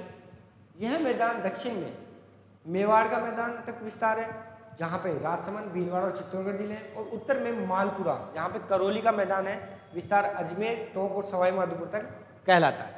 इनके उच्च भाग टीलेनुमा है जिसके कारण इसे पिडमोंट मैदान भी कहा जाता है, पूर्वी मैदान को। इस प्रदेश को मुख्यतः 3 भागों में बांटा जाता है, बनास का बेसिन, चंबल का बेसिन और माही बेसिन। तो पूर्वी जो मैदानी भाग है 3 नदियों के बेसिन में बांटा गया है। तीनों नाम याद होने चाहिए, कौन कौन से?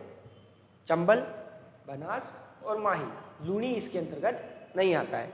और पूर्वी मैदानी क्षेत्र की बात करें तो लगभग कितना परसेंट आता है? 23%। पूर्वी मैदानी भाग को मुख्यतः 3 भागों में बांट दिया गया है, मैंने बता दिया आपको, बनास बेसिन, चंबल बेसिन और माही बेसिन। चलो आगे चलते हैं। एक और अब आती है जलवायु, राजस्थान की जलवायु, ठीक है। अपना जो भू आकृतिक प्रदेश है उसकी विशेषताएं वो अपन ने देख ली। अब आता है अपने सिलेबस का अगला टॉपिक, राजस्थान की जलवायु। तो 3 प्रकार से मुख्यतः राजस्थान की जलवायु का वर्गीकरण किया गया है। कौन कौन से प्रकार है देख लो भाई। तापमान और वर्षा की मात्रा के आधार पर, ठीक है। फिर एक कोपेन भूवैज्ञानिक थे उनके अनुसार, और एक थॉर्नवेट के अनुसार, ठीक है। तीनों देखेंगे अपन अभी।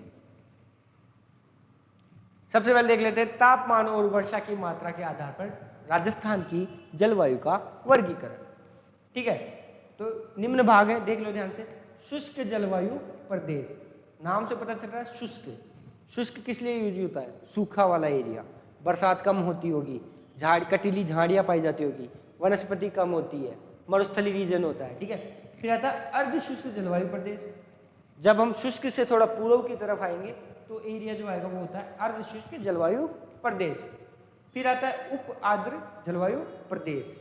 फिर आता है आर्द्र जलवायु प्रदेश, और एक आता है अति आर्द्र। किसके आधार पे ये सारी?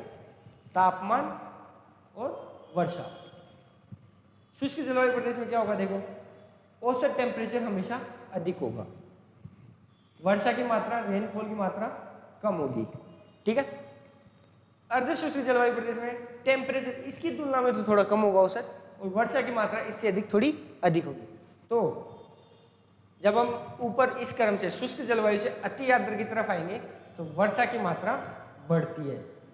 चलो जैसे मान लो अगर आप इससे नीचे की तरफ आ रहे हो तो वर्षा की मात्रा क्या करेगी? बढ़ेगी। सीधा सीधा बता रहा हूं मैं, ध्यान रखना। और औसत तापमान यहाँ से इधर शुष्क से अति आर्द्र की तरफ आने में औसत तापमान कम होगा, ठीक है। क्योंकि अपन ने ये जो वर्गीकरण किया गया वो तापमान और वर्षा की मात्रा के आधार पर तो किया है, ठीक है। फिर देखते हैं अपन कोपेन। आप चाहो तो ये सारे एक बार अच्छे से पढ़ लेना कि इनके अंतर्गत कौन कौन से जिले या कौन कौन सा भाग आता है, ठीक है।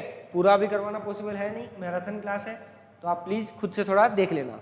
इंपॉर्टेंट जो जहां से क्वेश्चन आते हैं वो आता है कोपेन से सबसे ज्यादा। कहां से आता है? कोपेन से। तो वो मैं एक बार आपको अच्छे से करवा देता हूँ। जर्मनी के एक मौसमवेत्ता थे, व्लादिमीर कोपेन इनका नाम था। ठीक है। किन चरों का इन्होंने जलवायु के वर्गीकरण के लिए उपयोग किया? कौन कौन से चर, मतलब कौन कौन सी स्थितियां इन्होंने कंसिडर करी?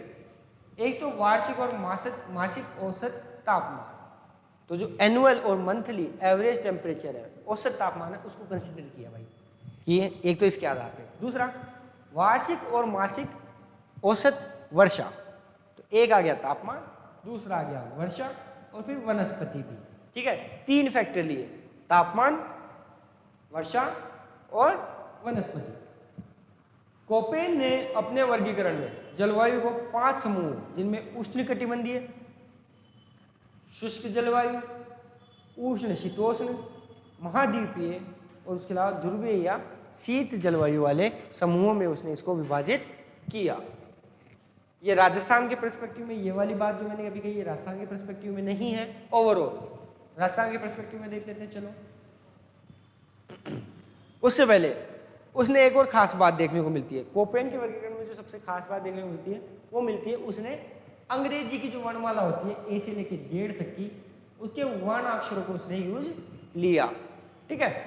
तो चलो देख लेते हैं कहाँ कहाँ पे उसने कैसे इनको यूज लिया। समझना, इस चीज को समझ लोगे कभी नहीं भूलोगे।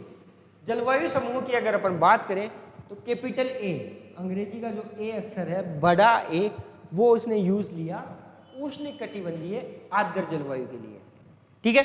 उष्ण कटिबंधीय से मतलब है जो कर्क रेखा होती है या नीचे मकर रेखा है उसके आसपास का क्षेत्र, ठीक है। आर्द्र पता चल रहा है बरसात अच्छी खासी होती होगी, उसके लिए उसने यूज लिया कैपिटल ए। फिर आ जाता है कैपिटल बी, वो उसने यूज लिया शुष्क जलवायु, जहां पे वर्षा की मात्रा कम होती है, शुष्क, उसके लिए उसने यूज लिया बी, कैपिटल बी, ध्यान रखना। फिर आता है कैपिटल सी, वो उसने लिया उष्ण शीतोष्ण, किसके लिए यूज लिया उसने? उष्ण शीतोष्ण, जो ट्रॉपिक्स के पास अगर थोड़ा ठंडा इलाका है तो उसके लिए उसने यूज लिया कैपिटल सी। फिर कैपिटल डी उसने यूज लिया महाद्वीपीय जलवायु के लिए, और कैपिटल ई उसने यूज लिया ध्रुवीय या शीत जलवायु के लिए। हर एक लाइन में क्वेश्चन है, ध्यान से समझना इस चीज को। फिर उसने इसके कुछ उप प्रकार में डिवाइड किया इसने। स्मॉल एस उसने यूज किया स्टेपी, अर्ध शुष्क जलवायु के लिए, स्टेपी या अर्ध शुष्क जलवायु के लिए। फिर उसने डब्ल्यू यूज लिया मरुस्थलीय जलवायु के लिए, कैपिटल डब्ल्यू, ये ध्यान रखना कैपिटल डब्ल्यू है, ठीक है। किसके लिए यूज लिया? मरुस्थलीय जलवायु के लिए। फिर छोटा एफ शुष्क मौसम न होना, कि हमेशा बरसात अगर हो रही है कहीं पे लगातार तो शुष्क मौसम नहीं है वहां पे, उसके लिए उसने यूज लिया एफ। स्मॉल एम उसने यूज लिया मानसूनी जलवायु के लिए। स्मॉल डब्ल्यू उसने यूज लिया शुष्क शीत ऋतु। बड़ा डब्ल्यू मरुस्थलीय कंडीशंस के लिए, छोटा डब्ल्यू शुष्क शीत ऋतु, मतलब सर्दियों में बारिश ना हो, शुष्क शीत ऋतु, सर्दियों में बारिश ना हो। छोटा एस उसने यूज लिया शुष्क ग्रीष्म ऋतु, अगर गर्मियों में बारिश नहीं हो रही है तो उसके लिए उसने यूज लिया छोटा एस। तापमान की उग्रता, फिर उसने देखा 3 चर उसने कंसिडर किए थे, वर्षा, तापमान और वनस्पति, ठीक है। तो तापमान की उग्रता कि भाई टेम्परेचर कितना ज़्यादा है, गर्मी कितनी ज़्यादा है, ठीक है, उसकी इंटेंसिटी। तो स्मॉल एच उसने लिया गर्म शुष्क, कि गर्म है और शुष्क है। छोटा के उसने लिया ठंडा शुष्क, कि तापमान कम है लेकिन शुष्क है। छोटा ए उसने यूज लिया गर्मी के लिए, गर्म ग्रीष्म, बहुत ज़्यादा गर्मी होगी तो उसने छोटा ए अक्षर यूज लिया। छोटा बी उसने यूज लिया उससे थोड़ी कम गर्मी। फिर छोटा सी शीतल ग्रीष्म, ठीक है, यहाँ पे उसने बड़ा सी किस लिए यूज लिया था? उष्ण शीतोष्ण, ठीक है, और छोटा सी शीतल ग्रीष्म। डी उसने यूज लिया अत्यंत महाद्वीपीय, ठीक है, बड़ा डी उसने यूज लिया था महाद्वीपीय कंटिनेंटल जलवायु के लिए, छोटा डी उसने यूज लिया अत्यंत महाद्वीपीय के लिए। बड़ा एफ उसने यूज लिया ध्रुवीय के लिए, और टी भी उसने ध्रुवीय के लिए। तो ध्रुवीय के लिए उसने 3 अक्षर यूज किए, ई, एफ और टी। टी बेसिकली वो टुंड्रा के लिए यूज करते हैं, वो बताएंगे आपको बात। चलो आगे चलते हैं। तो कोपेन के अनुसार राजस्थान में निम्नलिखित जलवायु प्रदेश पाए जाते हैं। महत्वपूर्ण बात आ जाती है फिर से आपके लिए, क्योंकि अपन यहाँ पे पढ़ रहे हैं राजस्थान का भूगोल, ठीक है, सिलेबस में अपने राजस्थान का भूगोल है, ज़्यादा ध्यान अपन को इन्हीं बातों पे देना है। तो अगर आपने पिछला जो जस्ट मैंने समझाया कि उसने कौन सा अक्षर किस चीज़ के लिए यूज़ किया वो समझ में आ गया, तो अब आप यहाँ आ सकते हैं। तो देखो उसने बांटा एक तो शुष्क उष्ण मरुस्थलीय जलवायु प्रदेश। हर एक टर्म पे ध्यान दिला रहा हूँ, एक बार ध्यान देना। शुष्क ड्राई कंडीशंस होंगी, बरसात कम होगी।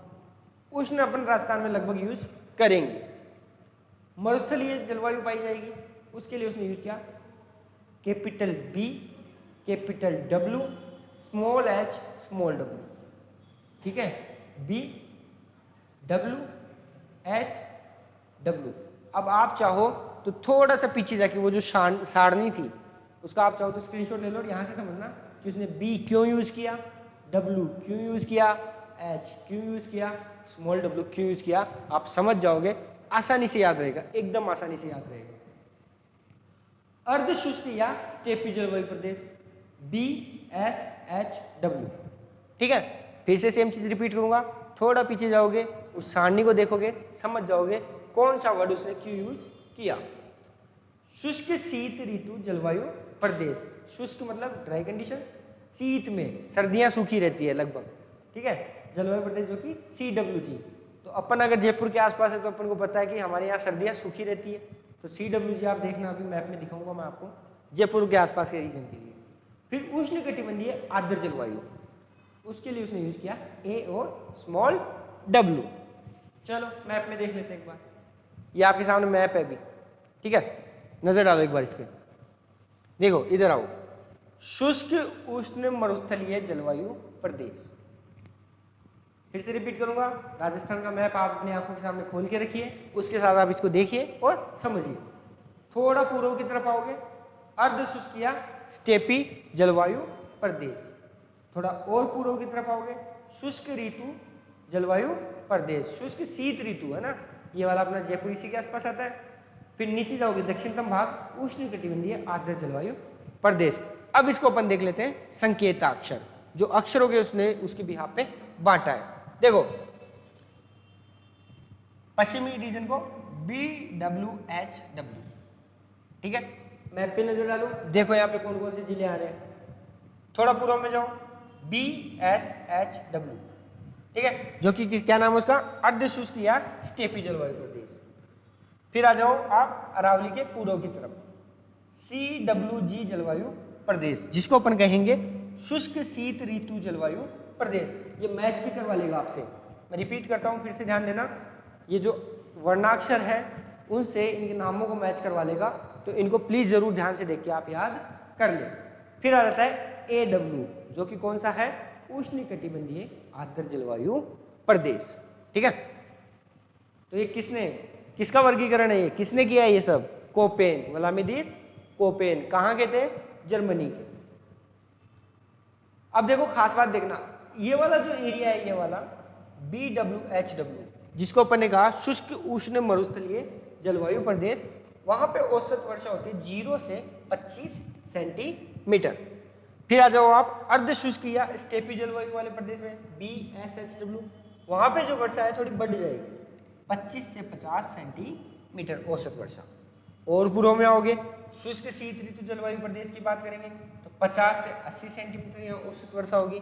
और फिर दक्षिणतम इलाका जो वहाँ पे AW वाली जलवायु, जो कि उष्ण कटिबंधीय आर्द्र जलवायु प्रदेश है, वहाँ पे वर्षा की मात्रा आप देखोगे तो 80 सेंटीमीटर औसत वर्षा से अधिक यहाँ पे वर्षा की मात्रा बढ़ जाएगी। तो एक एग्जाम में एक क्वेश्चन कैसे पूछा था आपको पता है, दिशा देके उसने पूछा था कि वर्षा की मात्रा कौन सी दिशा से किस तरफ जाने पे बढ़ती है। तो देखो आप, यह है अपना नॉर्थ, यह अपना वेस्ट, तो उत्तर पश्चिमी, यहाँ पे कौन सी है, उत्तर पश्चिमी, ये दिशा है यहाँ पे। यहाँ से अगर आप ये बिल्कुल इस तरफ आओ, ये कौन सी दिशा होगी, यहाँ पे दक्षिण है और यहाँ पे है पूर्व, तो ये दिशा कौन सी होगी, दक्षिण पूर्व। तो उत्तर पश्चिम से दक्षिण पूर्व की तरफ चलने पे राजस्थान में वर्षा की मात्रा बढ़ती है। अगर आप इसको बिल्कुल अपोजिट कर दो कि कम किस तरफ होती है, तो दक्षिण पूर्व से उत्तर पश्चिम की तरफ जाएंगे तो वर्षा की मात्रा या मानसून जो वर्षा करवाता है उसमें कमी आती है। ठीक है, याद रखना ये चीज। चलो, कोपेन देख लिया, वर्षा जलवायु का वर्गीकरण देख लिया।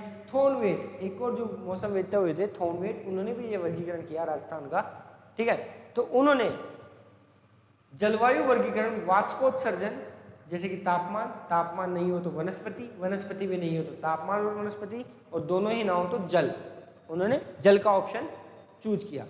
के वितरण के आधार पर किया था। थॉर्नवेट ने राजस्थान की जलवायु को निम्न भागों में बांटा है। अपन दिखा देते हैं, ये एक बार मैप पे देख लो आप, ठीक है।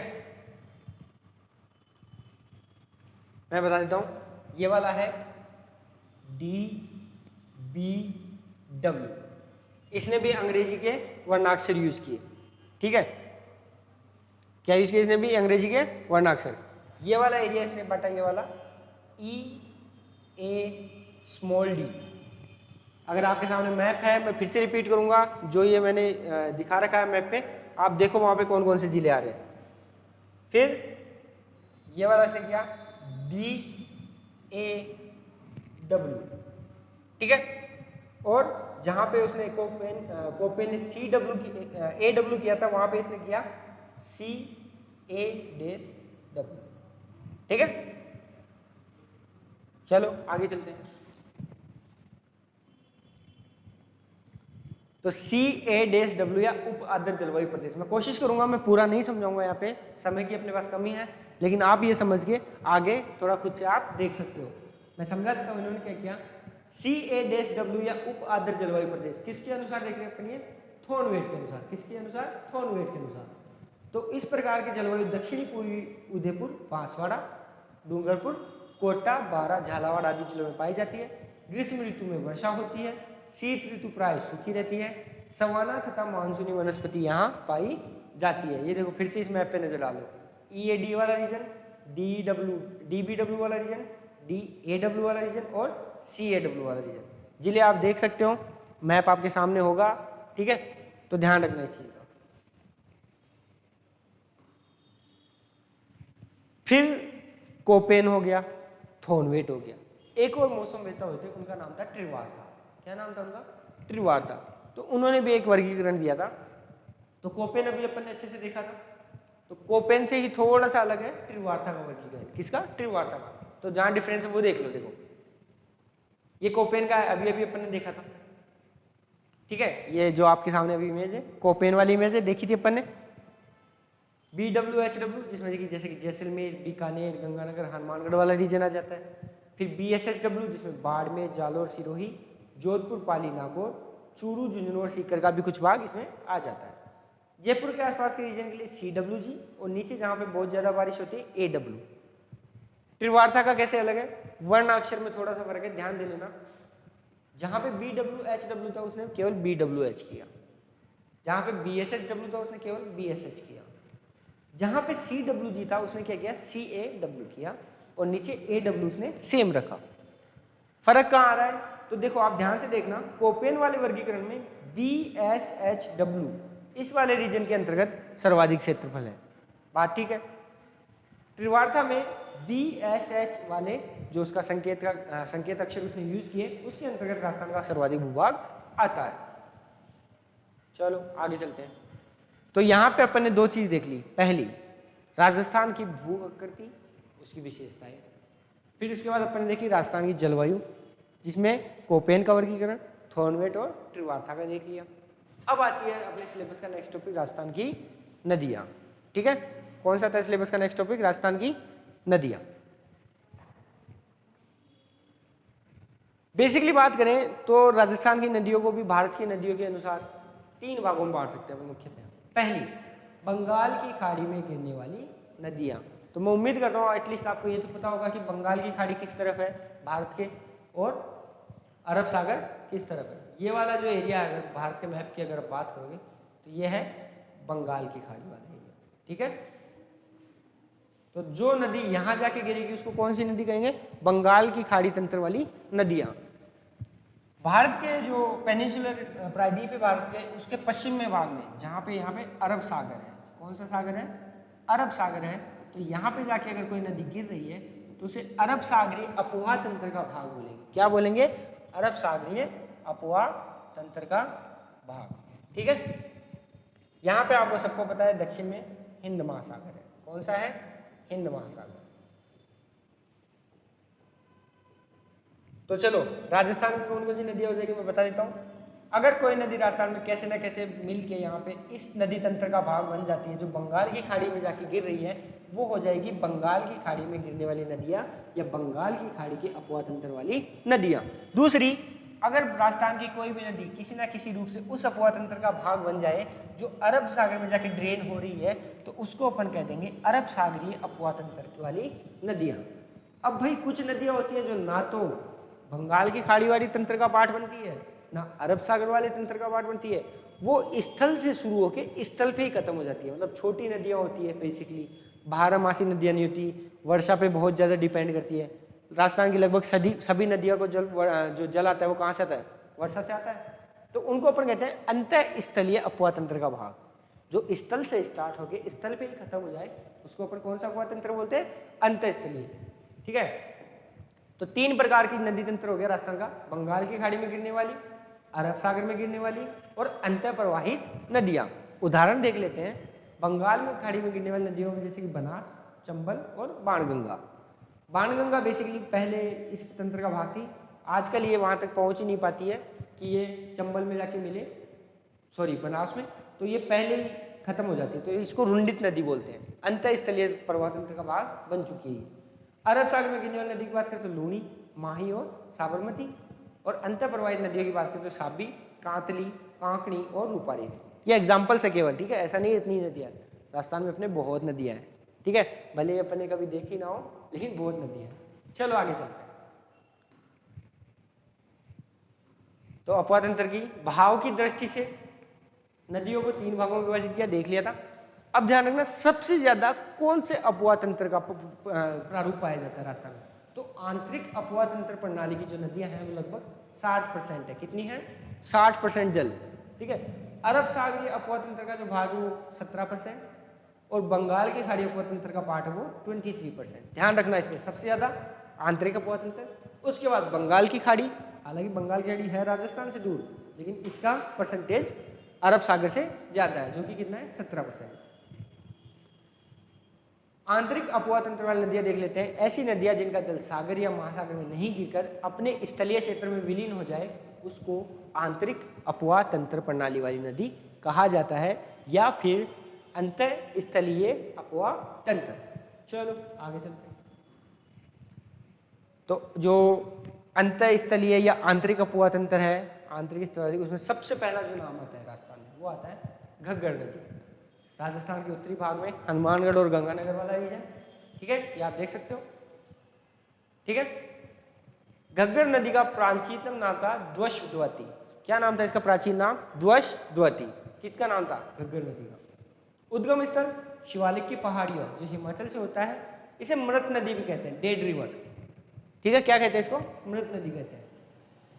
राजस्थान की सबसे बड़ी आंतरिक प्रवाह की नदी है, यह हनुमानगढ़ जिले के टिब्बी नामक स्थान से प्रवेश करती है। अब ये इंपॉर्टेंट है, यहाँ पे जो भी मैं बताऊँ ये क्वेश्चन पूछ लेगा कैसे भी। टिब्बी से प्रवेश करती है, हनुमानगढ़ में बहती हुई भटनेर के पास विलुप्त हो जाती है। कभी कभी बहुत ज़्यादा बारिश आ जाए तो कहाँ तक पहुँच जाता है? अब ये ध्यान रखना, पाकिस्तान में एक जगह है फोर्ट अब्बास, बहावलपुर में एक जगह है फोर्ट अब्बास, वहाँ तक किस नदी का पानी पहुँच जाता है बारिश ज़्यादा आने के कारण?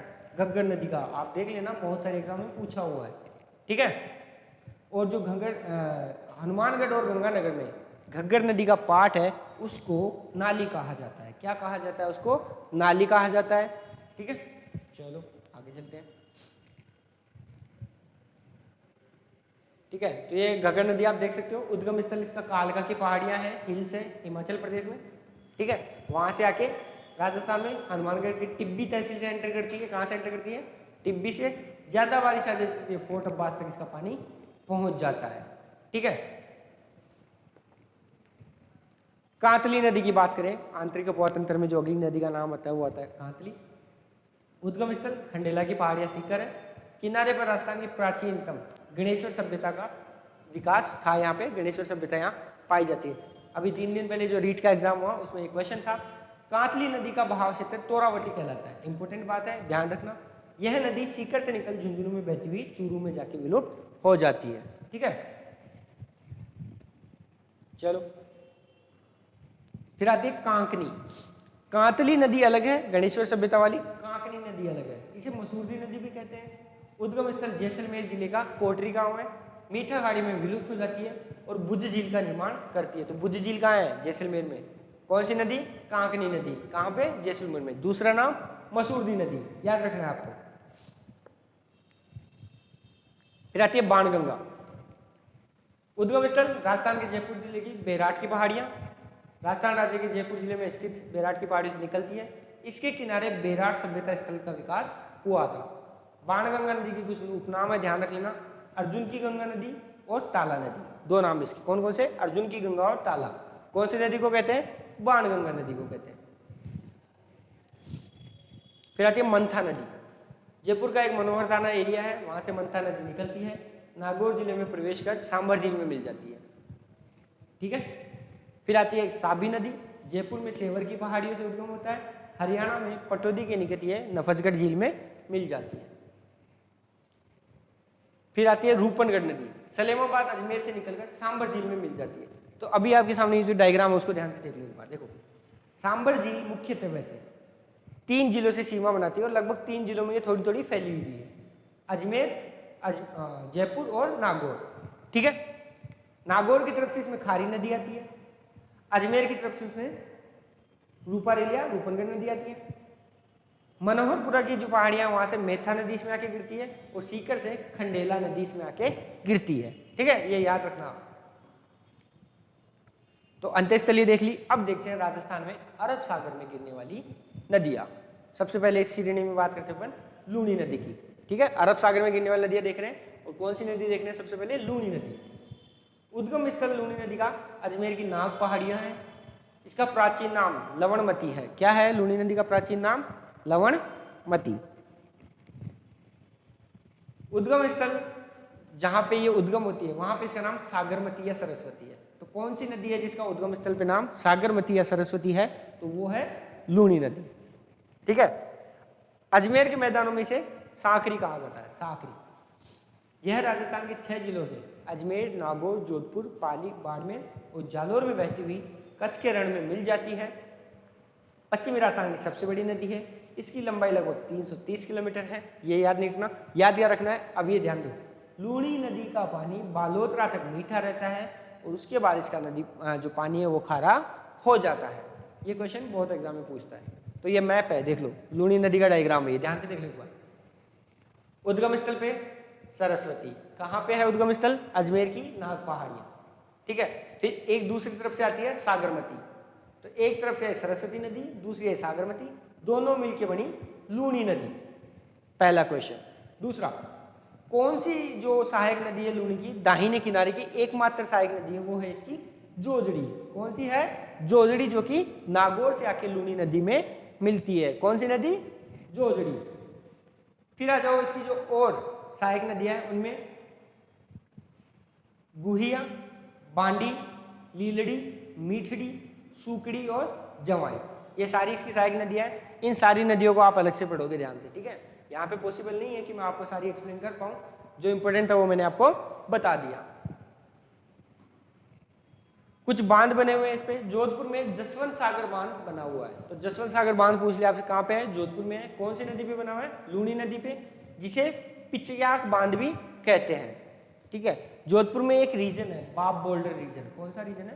बाप बोल्डर रीजन। परसों वाले एग्जाम में क्वेश्चन था। ठीक है। लूनी नदी की सहायक नदियों की बात करें तो जोजड़ी एकमात्र दाहिने किनारे से मिलती है, नागौर से निकलती है और जोधपुर में लूनी नदी में मिल जाती है। ठीक है। एकमात्र ऐसी नदी भी है जो लूनी नदी की सहायक नदी है और अरावली से नहीं निकलती, नागौर की जो स्थानीय पहाड़ियां है वहां से निकलती है। चलो, एक नदी जो इसकी सहायक नदी है बांडी नदी, उस पर हेमावास बांध, जो कि कहाँ पे? पाली में। याद रखना है, हेमावास बांध गाय पाली में है। कौन सी नदी पे है? बांडी नदी पे है। चलो आगे चलते हैं। फिर जवाई नदी पर जवाई बांध भी पाली में है। एक और इंपॉर्टेंट फैक्ट याद रखना है, इसे मारवाड़ का अमृत सरोवर कहते हैं, क्योंकि इससे जो पेयजल आपूर्ति है वो जोधपुर वगैरह को होती है। फिर एक परियोजना है सही परियोजना, पूछा हुआ क्वेश्चन है, अभी जस्ट सीईटी में पूछा था। उदयपुर से पाली तक सुरंग बनाकर जवाई बांध तक सई नदी का पानी लाना है। तो सही परियोजना कहाँ पे है? उदयपुर से रिलेटेड है। ठीक है, पाली तक एक सुरंग बनाकर जवाई बांध तक सई नदी का पानी लाने की परियोजना ये है। जब बात नदियों की आई है तो बात संगम की भी आएगी। और बात संगम की आएगी तो त्रिवेणी संगम, जहाँ पे 3 नदियाँ आके मिलती है, थोड़ा इंपॉर्टेंट हो जाता है। राजस्थान में 4-5 ऐसे त्रिवेणी संगम हैं, उनके नाम अपन देख लेते हैं। डूंगरपुर में बेणेश्वर, आदिवासियों का कुंभ, 3 नदियाँ मिलती है, माही, सोम और जाखम। फैक्ट है, याद रखना है। बींगोद और मांडलगढ़ के मध्य भीलवाड़ा में जगह है बनास, बेड़च और मेनाल नदी। कौन सी? बनास, बेड़च और मेनाल नदी का संगम। राजमहल बीसलपुर टोंक में एक स्थान है जहां पे बनास, खारी और डाई नदी मिलती है। कौन कौन सी? बनास, खारी और डाई। रामेश्वर सवाई माधोपुर में स्थल है, संगम है चंबल, बनास और शीप। चंबल, बनास और शीप।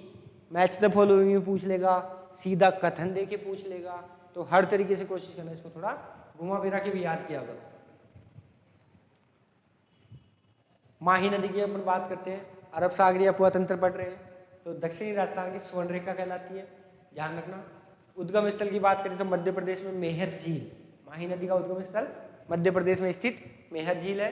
कुल लंबाई 580 किलोमीटर है। मध्य प्रदेश, राजस्थान, गुजरात में प्रवाहित होती है।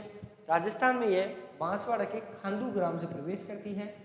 कर्क रेखा को 2 बार काटती है। पता नहीं कितने एग्जाम में कितनी बार पूछा हुआ क्वेश्चन है कि राजस्थान की कौन सी नदी है जो या तो ऐसे पूछ लेगा कि कर्क रेखा को 2 बार काटती है या उल्टे वी के आकार में बहती है, तो कौन सी नदी है वो? माही नदी। दक्षिणी राजस्थान की स्वर्ण रेखा भी अपन इस नदी को कहते हैं, ठीक है। इसको काठल की गंगा भी कहते हैं, मैंने बताया था, 56 का मैदान, ठीक है। बांगड़ की गंगा भी कहते हैं, ठीक है, और इसके प्रवाह क्षेत्र को 56 का मैदान भी कहते हैं। संगम जो होता है उसका खंबात की खाड़ी, जो गल्फ ऑफ कैम्बे है, खंबात की खाड़ी, वहां पे जाके ये ड्रेन हो जाती है। इस पे कुछ बांध भी बने हुए हैं, जैसे कि माही बजाज सागर बांध परियोजना। माही बजाज सागर बांध परियोजना किस किस की संयुक्त परियोजना है ये?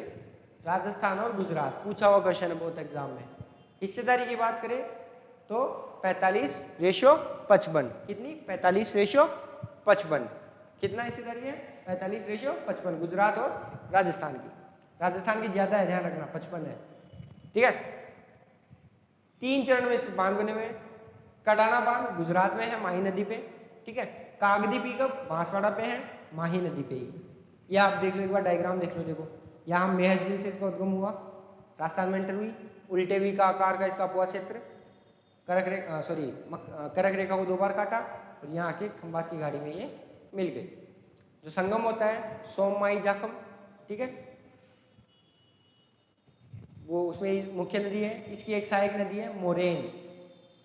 देखो 2 नदियां है, एक आती है आपको मोरेल, थोड़ा कंफ्यूजन होता है यहाँ पे 25 से मैं बता रहा हूँ। मोरेल जो है वो बनास की सहायक नदी है। किसकी है? बनास की। और मोरेन नहर वो माही नदी की सहायक नदी है। किसकी है? माही नदी की, ठीक है। चलो आगे चलते हैं, अन्य नाम देख लेते हैं। वागड़ की गंगा, बांगड़ नहीं, ध्यान रखना, वागड़। बांगड़ तो अपने जो सीकर वाला रीजन है ना, उधर वाला आ जाता है, ठीक है, बांगड़ सीकर के आसपास का। और वागड़ की गंगा माही नदी, क्योंकि वागड़ में कौन कौन सा रीजन आता है? डूंगरपुर और बांसवाड़ा। कांठल की गंगा दक्षिण राजस्थान की स्वर्ण रेखा और आदिवासियों की गंगा, ठीक है। सहायक नदियों की बात करें तो ये कुछ नाम हैं, देख लेना, इनके बारे में पढ़ सको तो और भी अच्छा। ईरू नदी, सोम नदी, जाखम नदी, अनास नदी, हरण, चाप, मोरेन व भादर। चाप नदी और अनास नदी माही नदी में बाईं तरफ से मिलती है और बाकी सारी दाईं ओर से मिलती है, ठीक है। ये जो इसकी सहायक नदियां है, फैक्ट बता देता हूँ, सीधा सीधा ध्यान रखना। सोम नदी की बात करें, उद्गम स्थल उदयपुर जिले का ऋषभदेव के पास, ठीक है। उदयपुर और डूंगर में बहती हुई डूंगरपुर के बेणेश्वर में माही में मिल जाती है। सोम, माही, जाखम देखा मैंने, बेणेश्वर आदिवासियों का कुंभ। उदयपुर में इस पर सोम कागदर और डूंगरपुर में इस पर सोम कमलांबा परियोजना बनी हुई है। सहायक नदी है इसकी जाखम, गोमती और सारनी और टिंडी है, ठीक है। जाखम नदी की बात करें, प्रतापगढ़ जिले में छोटी सारड़ी से निकलती है, भंवर माता की पहाड़ियाँ। कुछ जिलों में बहती हुई है डूंगरपुर के लोरवल और बिलास गांव के निकट सोम में मिल जाती है। इसकी सहायक नदियाँ करमाई और सूतली। छोटी सागरी में इस पर जाखम बांध बना हुआ है। ठीक है, कौन सा बांध बना हुआ है इस पर? जाखम बांध। साबरमती नदी पढ़ते हैं, अरब सागरीय अफवाह तंत्र पढ़ रहे हैं।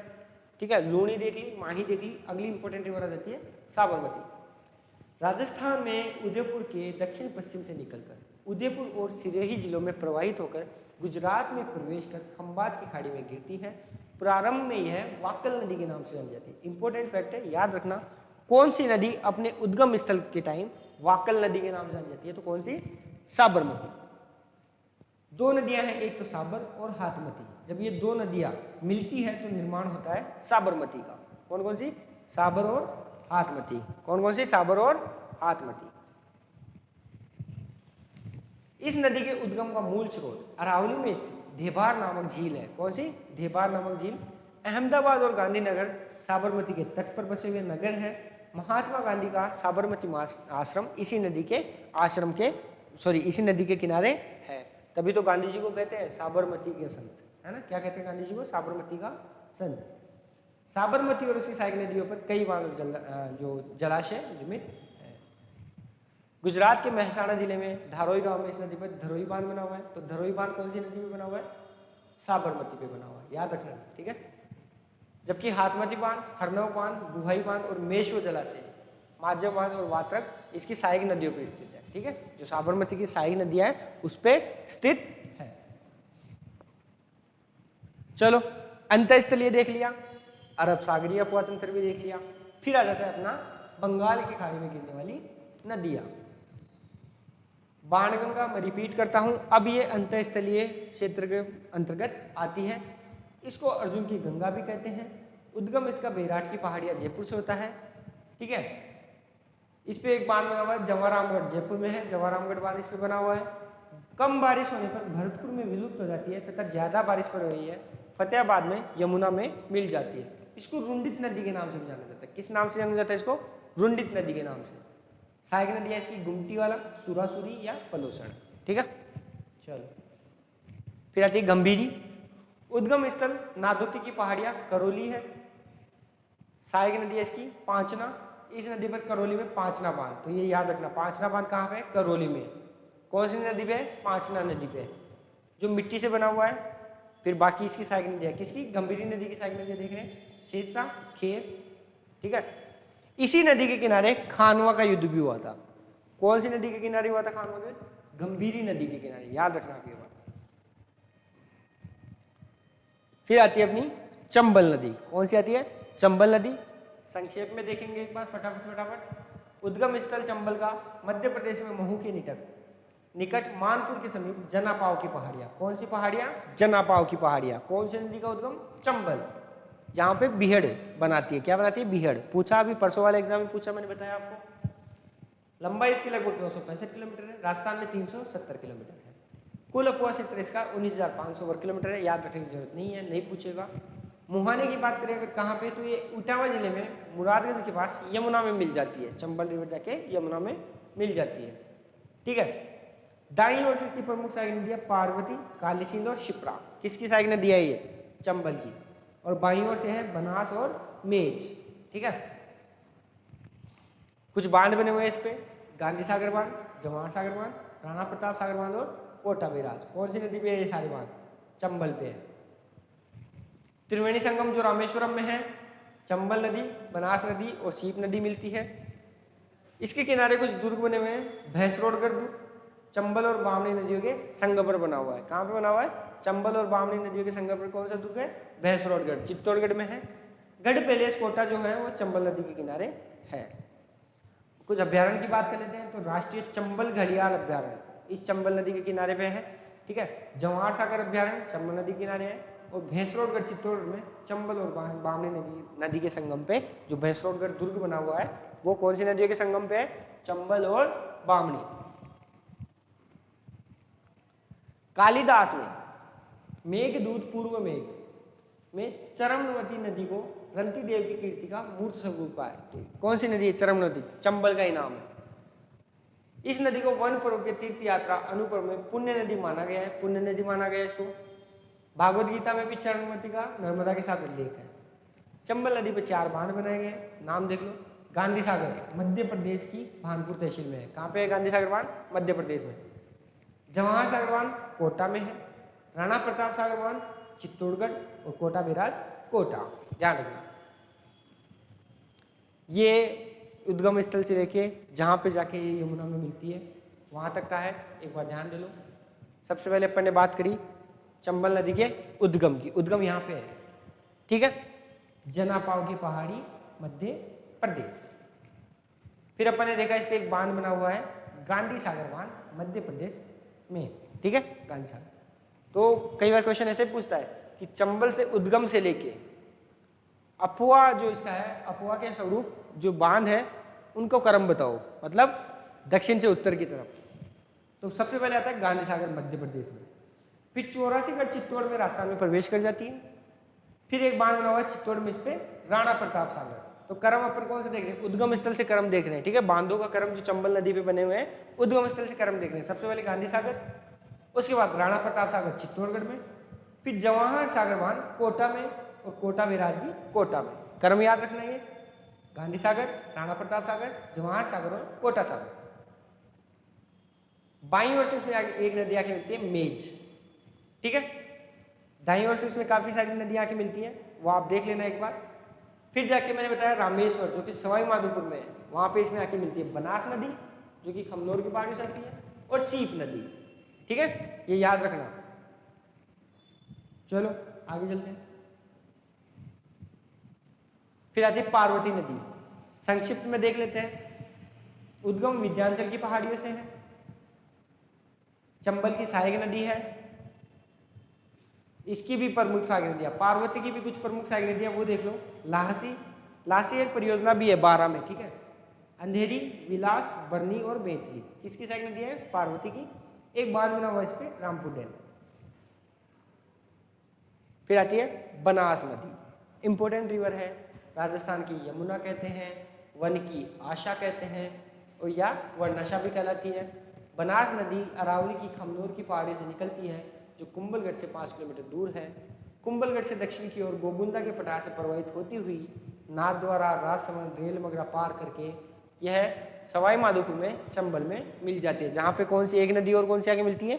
सीप, रामेश्वर, ठीक है, त्रिवेणी संगम। बनास राज्य में पूर्णतः बहने वाली सबसे लंबी नदी है और सबसे अधिक जल ग्रहण क्षेत्र वाली नदी भी है। बनास नदी के तट के टोडा रायसिंह कस्बे के निकट बीसलपुर बांध बना हुआ है। तो जो बीसलपुर बांध है जो जयपुर अजमेर को पेयजल सप्लाई जहां से होती है, कौन सी नदी पे बना हुआ है? बनास नदी पे बना हुआ है। ये देखो अभी आपके सामने ये क्या है? बनास नदी का उद्गम है ना, कितना सुंदर चित्र है, याद रखने में आसानी होगी। उद्गम से लेके जहां पे जाके रामेश्वर में चंबल नदी पे मिलती है, ठीक है। इसी नदी के किनारे पुराने टाइम पे गिलूंड सभ्यता, जहां पे मिट्टी के बर्तनों पे हिरण के चित्र और सरसों के अवशेष पाए गए, ठीक है।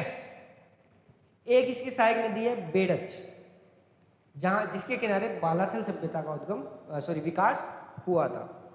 बेड़च नदी को स्टार्टिंग में कहलाता है आयड़ नदी के नाम से। कौन सी नदी के नाम से? आयड़।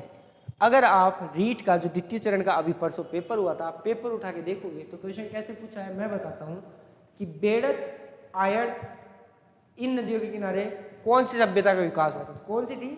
आहड़ सभ्यता। कहाँ पे है? उदयपुर में है। कहाँ पे है? उदयपुर में है। कुछ और नाम भी है इसके, महासतियों का टीला, ताम्रवती नगरी, धूलकोट, ठीक है। यहाँ से पत्थर के आभूषण मिले, 6 चूल्हे मिले, ठीक है, बैल की मूर्ति मिली, ठीक है, ये याद रखना। आगे चलोगे इसमें तो मोरेल आके मिलती है। मैंने बताया था मोरेल किसकी सहायक नदी है? बनास की। और मोरेन माही नदी की। किसकी? माही नदी की, ठीक है। और आगे चलो देखो, कोठारी नदी इसकी सहायक नदी है। कौन सी है? कोठारी। कौन सी? कोठारी। जिसके किनारे कौन सी सभ्यता का विकास हुआ था? बागोर की सभ्यता, भीलवाड़ा। कौन सी सभ्यता? बागोर की सभ्यता। किस नदी के किनारे? कोठारी नदी के किनारे, ठीक है। और आगे चलो, राजमहल टोक में इसमें खारी और डाई आके मिल जाती है। त्रिवेणी संगम, खारी, डाई और बनास, राजमहल टोक नामक स्थान पे मिलती है। बीसलपुर जो बांध है टोक में बना हुआ है, बनास नदी पे ही बना हुआ है। आगे जाके इसमें मोरेल मिल जाती है, ठीक है। और रामेश्वर में जाके ये चंबल नदी में सीप के साथ मिल जाती है। चलो आगे चलते हैं, ये देख लिया अपन ने, चलते हैं आगे। फिर बेडस नदी की बात करते हैं। बेडस नदी का प्राचीन नाम आयड़ नदी है, याद रह जाएगा, आयड़ से आहड़ सभ्यता। बेडस नदी के किनारे प्राचीन आहड़ जो कि ताम्रयुगीन, जो तांबे के काल की सभ्यता थी, वो मिलती है। ठीक है, इस नदी का उद्गम उदयपुर के उत्तर में गोमुंदा की पहाड़ियों से होता है। कौन सी नदी का? बेडस नदी का। अपने उद्गम से उदयपुर तक यह नदी आयड़ के नाम से जानी जाती है, किंतु उदय सागर से निकलने के बाद इसका नाम बेडस हो जाता है। इंपॉर्टेंट बात है ये, याद रखना कि कौन सी नदी अपने उद्गम से उदयपुर तक तो आयड़ के नाम से जानी जाती है और बाद में किस नाम हो जाता है उसका? कौन सा नाम हो जाता है? बेडज। चित्तौड़गढ़ में प्रवाहित होती हुई बीगोद जो माडलगढ़ भीलवाड़ा में है, वहां पर बनास में मिल जाती है। और इसकी जो सहायक नदी है वो गंभीरी, गुजरी और वागन है। उद्गम इसका मध्य प्रदेश में विंध्याचल की पहाड़ी से होता है, मुख्य रूप से चित्तौड़गढ़ में बहती हुई बेडज में मिल जाती है।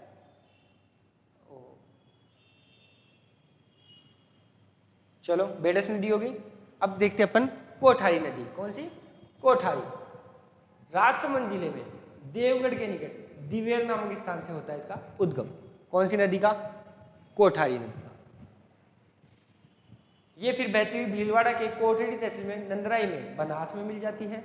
इस नदी पे मेजा बांध बनाया गया है, जो कि कहाँ पे है? भीलवाड़ा में। कौन सी नदी पे बनाया गया मेजा बांध? कोठारी नदी पे। ठीक है, कौन सा बांध? मेजा बांध। भीलवाड़ा जिले के मांडल तहसील में कोठारी नदी के किनारे पर बागोर की सभ्यता स्थल स्थित है। कौन सा स्थल है कोठारी नदी के किनारे? बागोर की सभ्यता। बहुत बार पूछा हुआ क्वेश्चन है, सिंपल है, याद हो जाएगा। ठीक है, कोठारी नदी हो गई। तो ये अभी अपन ने देख लिया, अपने मुख्य मुख्य 3 टॉपिक देखे आज अपन ने। कौन कौन से? राजस्थान की भू आकृति, उसकी विशेषताएं, जलवायु प्रदेश और उसकी विशेषताएं, राजस्थान की नदियां। तो ये इतने टॉपिक आपने मेरे इस मैराथन क्लास में देखे। अगली क्लास आएगी, उसमें सिलेबस का अपन अगला पार्ट कवर करेंगे। ठीक है, मैं फिर से रिपीट करता हूँ, पॉलिटी की क्लासेज अवेलेबल है चैनल पे, मैराथन क्लासेज EORO के लिए, आप उनको जरूर देखें। और जो आपका भाग B है सिलेबस का, ठीक है, उसके हैंड रिटन नोट्स हम तैयार कर रहे हैं, तो वो आपको कुछ दिन में होली के बाद तक मोस्ट प्रोबेबली आपको अवेलेबल वो करवा दिए जाएंगे। तो थैंक यू सो मच और मिलते हैं अगली क्लास में।